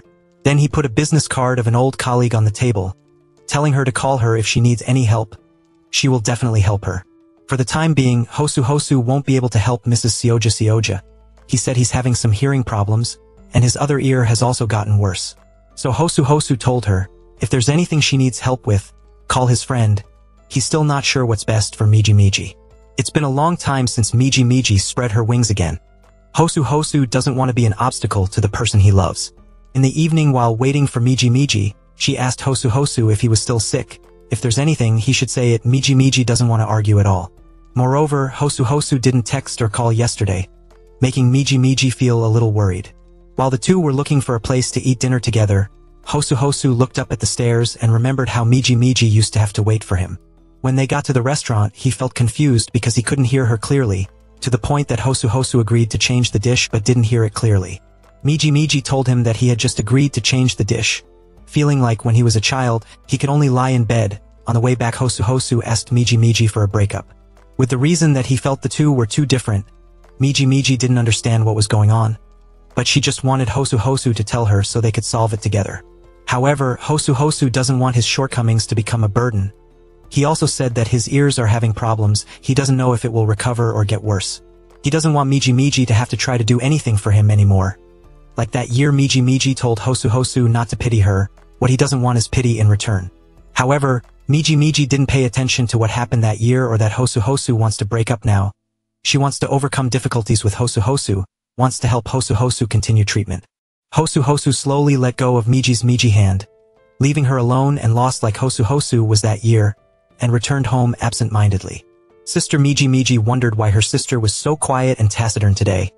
Going to her room only to see her sister with tears in her eyes, her face without any emotion. She wanted to keep Hosu but felt like she couldn't. She blamed herself for not being able to do anything, so she let Hosu go, and Hosu was also very heartbroken, feeling like he was useless. His heart was also restless, not wanting to break up with Miji at all. The lonely cry of regret echoed in the night. The next morning, Miji, although still very heartbroken, tried to appear as okay as possible so that her sister wouldn't worry. When asked what Miji would do, because her sister will have to leave soon after quitting her job. She doesn't know if Miji wants to go back to Duzen together or not. Miji is currently very empty-headed, not knowing what to do. Suddenly there was a knock on the door. It was Gugu, his old friend for 10 years, who dropped by, telling Miji to get dressed and come here with him quickly. It turned out that the gathering that Gugu mentioned was going to hunt for luxury shoes, not to mention the two switched positions without telling Gugu, making him a little embarrassed when he planned to ask Miji out this morning. Miji demanded to go home because she wasn't in the mood, but Gugu wouldn't let her go home, conveniently asking Miji if Hosu was busy, calling him out here to buy shoes together. But Miji said Hosu was busy and tired, he couldn't come out. Gugu insisted on seeing Hosu even more. Miji became even more angry, seeing Miji's face as if she had lost her savings book. Gugu thought the two had argued, demanding to make a plan to ambush Hosu and deal with him. Seeing Miji still in a daze, Gugu said first love is indeed a regretful love. Miji didn't think so because she didn't feel regret. Gugu planned to film the scene of Miji as material, telling her to act out the scene of not regretting again because it was very emotional. So Miji immediately hit him a few times. Mrs. Hui, while working at the part-time job, the hospital called to report that her mother was having problems, so she quickly ran to the hospital. The doctor told her that she had diarrhea recently, refusing to eat, so she was deficient in salt and had a bit of delirium, just need to infuse saline. But Mrs. Hui's mother kept muttering about that year, when Mrs. Hui was beaten by her father. As for Hosu after waking up from his daze, the house was a mess. Hosu only knew to hold the couple rings that he had just made. Remembering his father's words that year, one day you will hurt someone. The prediction that his father said had come true. Hosu was afraid that he would never be happy. As for Miji, she went to the Han River with Mr. Gugu, but she mistakenly thought he was Hosu. It's true that everywhere she goes is full of their memories. Miji confided in Mr. Gugu. How much do you have to love someone to be able to say everything will be alright? Like Miji can't even talk about her pain. She must have been very lonely. Seeing Miji talking a bit too much, Mr. Gugu asked her if she became this verbose after dating a lawyer. Miji has finally left her company. Standing in front of that Director Choi, she is still so calm. He then threatened. Knowing Miji made the company get on the news, Miji won't be able to work at any company in the country anymore. That's what he's afraid of, not her. For someone who is invited to work in the US, Director Choi's threat has no weight at all. He must be old and still very angry. Miji also feels a little sorry, however, the future is still ahead. Meanwhile, in her hometown, Mrs. Hui, after taking care of her mother, she also called Mrs. Hong, talking about how her mother keeps talking about the old days. It will probably take a while before she can go back to school to work. Mrs. Hong told Mrs. Hui to rest assured and take care of her mother. Just as she hung up, Hosu Hospital called Mrs. Hong because they couldn't contact Hosu. Hearing about her son's condition on the phone, she asked the hospital if they could explain it to her because she couldn't contact Hosu. Mrs. Hong called the police, sending people to break down Hosu's door, and he seemed fine. Entering Hosu's house, everything around was very messy. Mrs. Hong asked her son how long he had been in this condition. Hosu only knew how to evade his mother, but his mother didn't want to let it go. She knew all about Hosu's condition from the hospital. It's not like Hosu can just keep avoiding it alone and everything will change. Even at this point, Hosu still doesn't tell his mother that he lost his hearing, making her extremely heartbroken. For Hosu, his mother raising him was enough. She doesn't need to carry this burden. These words stabbed Mrs. Hong's heart. Raising a child is not for them to grow up and leave her. What do you know, the two kept arguing about adopting Hosu that year. Then letting him and his father go and have an accident. Then Hosu became a burden to his mother. But Hosu's mother did all this just because she loved her son very much. Mrs. Hong said that Hosu's father brought the whole family together. In order to be able to keep each other, she did everything. He is the reason for her to be able to live, even though it's not in her blood. But Mrs. Hong has long considered Hosu her own child. No more, no less. Now that Hosu says he doesn't need her, she can't live. Hosu hearing his mother's comforting words only knew how to cry like a child. Blaming himself for being so heartless to his mother, Gita after hearing the news that she was sick, she also quickly went to visit her, making her mother a little surprised. How could Gita come here like this on a normal day? Gita just apologized to her mother. I don't know how else to explain it, but her mother also knows that the two sisters once swapped identities. The two sisters must have been tired of living. Now she just hopes Gita can do what she wants. After meeting her mother, Gita went to see Sejin, his face showing the freshness of a child. The two walked in the strawberry garden, asking Sejin about who will take over this strawberry garden. However, finding a replacement is a bit difficult. That can wait. Sejin just wants to know what Gita's decision is. Still wants to go to the US with him or stay here. Gita refused to go to the US with Sejin even though it was her big dream. Gita now just wants to follow to the end at this farm. Wants to replace Sejin to take over it. Sejin didn't think she would choose that. Gita just wants to listen to her heart once in her life. As for Gita after meeting Mrs. Sora, or currently Mrs. Sangan, when she saw the file that helped Mrs. Sangan win the lawsuit to keep this building was Hosu, Gita's heart suddenly skipped a beat. Mrs. Sangan asked if there was anything wrong with the letter sent. She just said she was surprised to see Hosu name. Mrs. Sangan could tell at a glance that these two grandchildren were having some kind of argument or breaking up. She advised Gita to talk to Hosu again.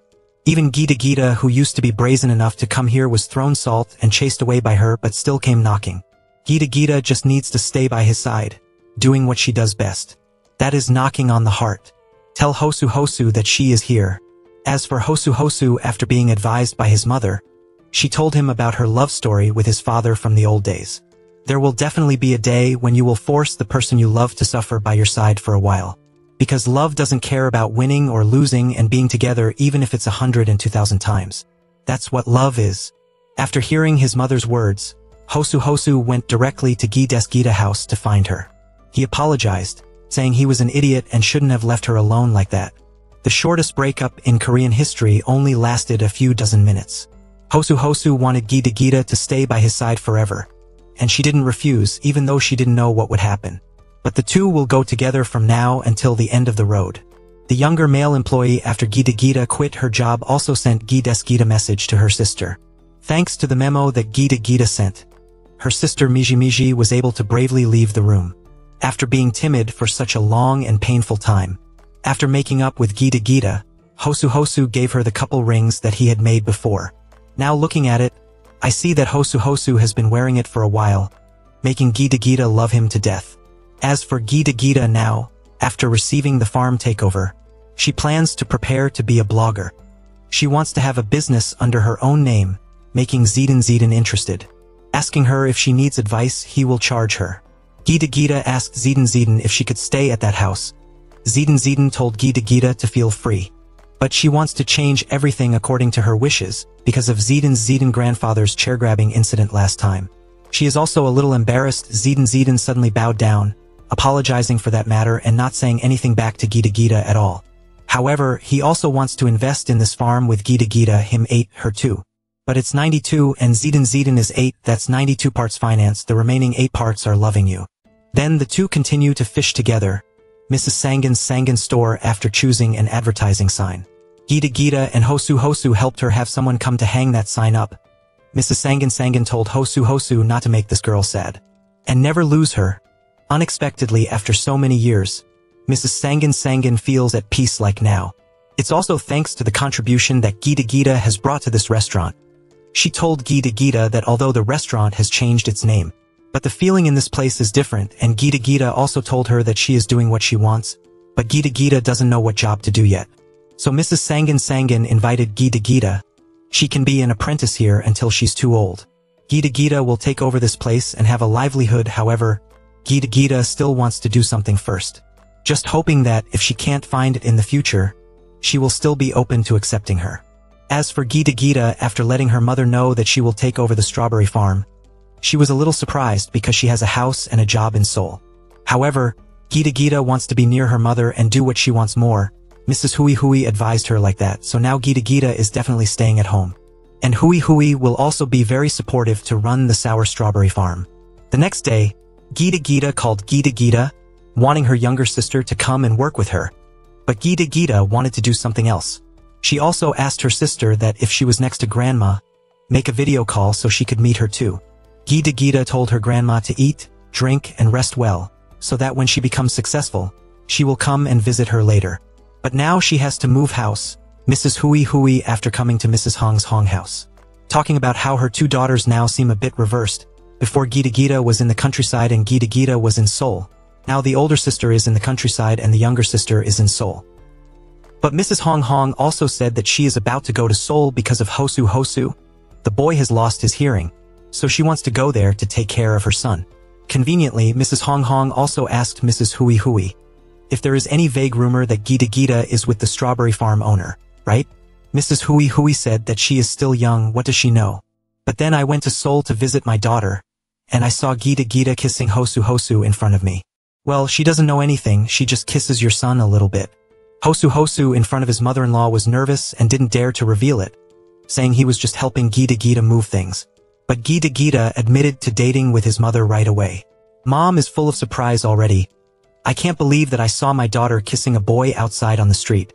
It's just that Mom is a bit hungry now, asking Gita Gita if there is anything to eat at home. Gita Gita blamed her mother for driving Hosu Hosu away because the two could have eaten with her. But she is also worried because she knows that Hosu Hosu is also having problems with his ears. Try to advise Gita Gita not to hurt the other person's son.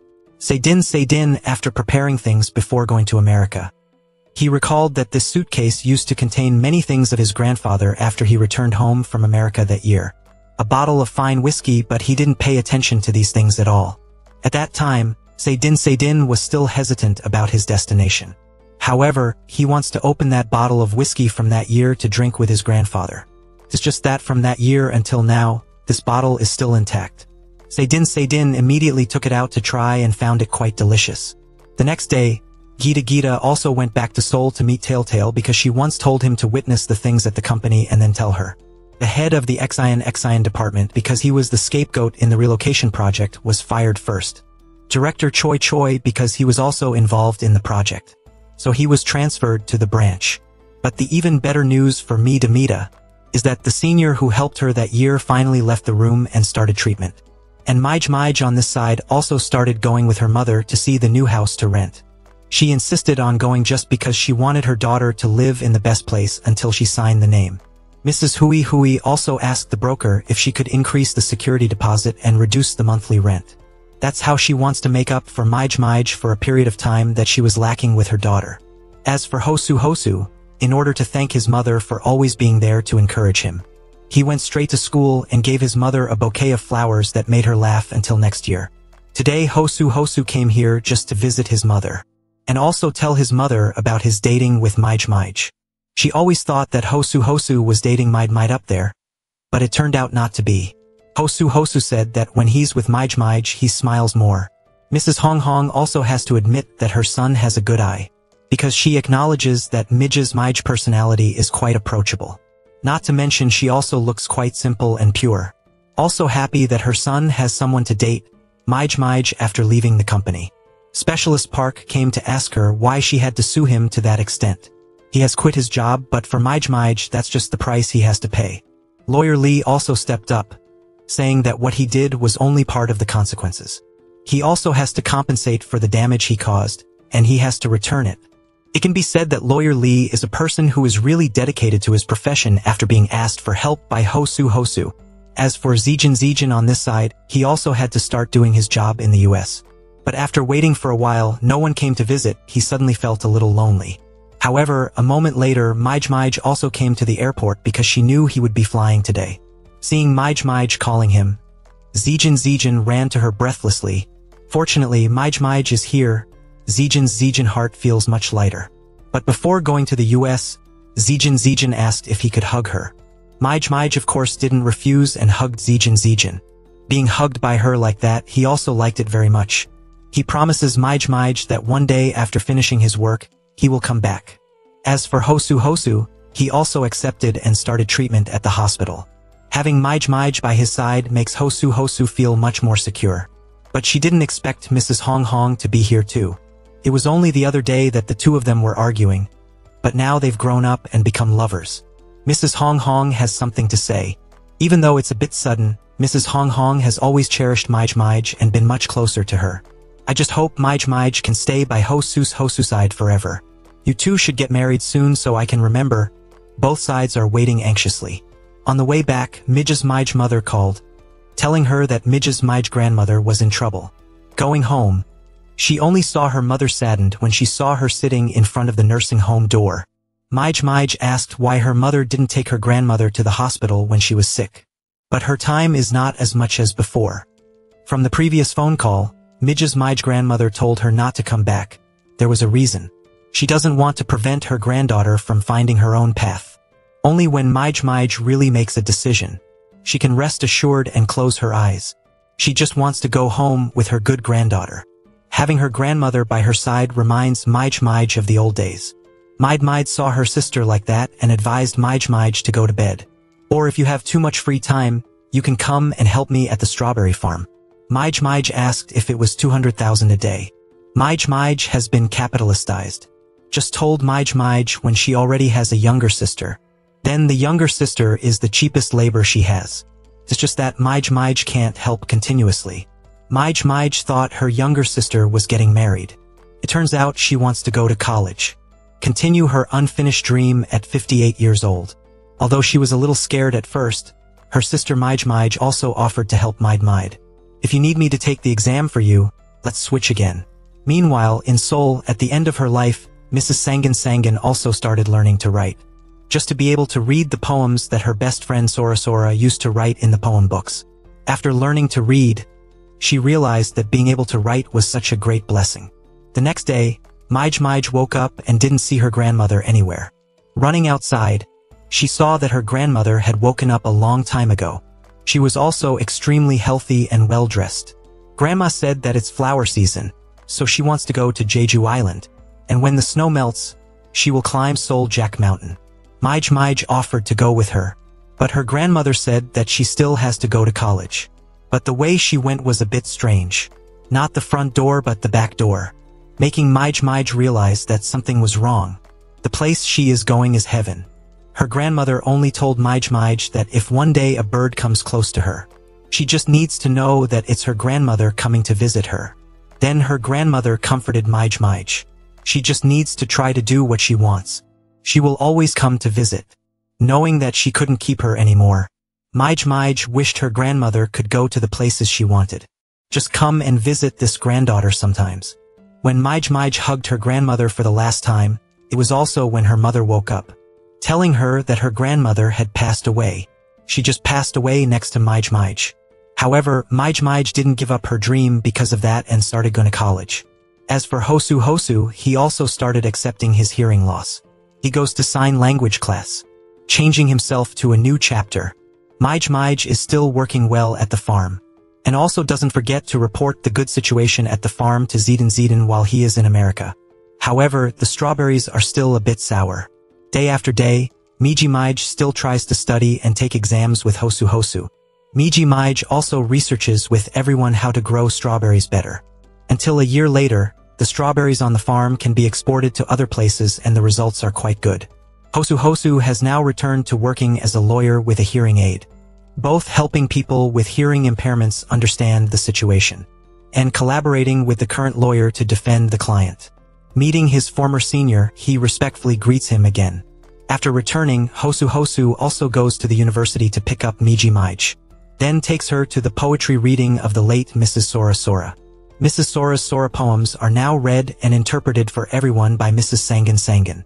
Like that, wanting to convey the positivity of her friend. Inspiring those who want to know more about poetry and literature. The three grandmothers and grandchildren are now like one family, extremely close to each other. Miji's Mij strawberries have also started to find a distributor under her own brand. Success for Miji Mij is like proof of her own efforts and hard work. When her old friend invites her to eat, Miji Mij refuses because she has another place to go. That is to her old company to give strawberries to her colleagues. Just seeing her old friends at the company and seeing them healthy makes Miji Mij happy. While on the way back, Miji Mij feels like she is being followed. Thinking she was mistaken, but Sejin came here to see Miji Mij. He kept his promise that year, coming back here to see the person he likes.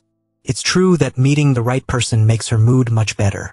When she meets Sejin, Miji Mij texts Miji Mij that she's going home first. She also asks Hosu where her clothes are being washed. When she goes into the closet to find them, Miji Mij discovers a box of diamonds inside. It seems like Hosu is planning to propose to Miji Mij. So she runs to Hosu, asking if Hosu can wait for her. Of course, Hosu doesn't mind waiting, until Miji Mij gets her first official job and salary. Whoever loves more has to wait. It's good that Hosu is good at this too. While they were kissing, a phone call came and interrupted them. Mom wants Gita to go home with Hosu. Every time they get home, they see the two mothers sitting together and discussing something. So the two started discussing, not revealing that they are living together. Keep it a secret for now. It's just that Gita wants to reveal this at the right time. The story about the lives of the two sisters ends here. Please subscribe to the channel to look forward to other attractive movies.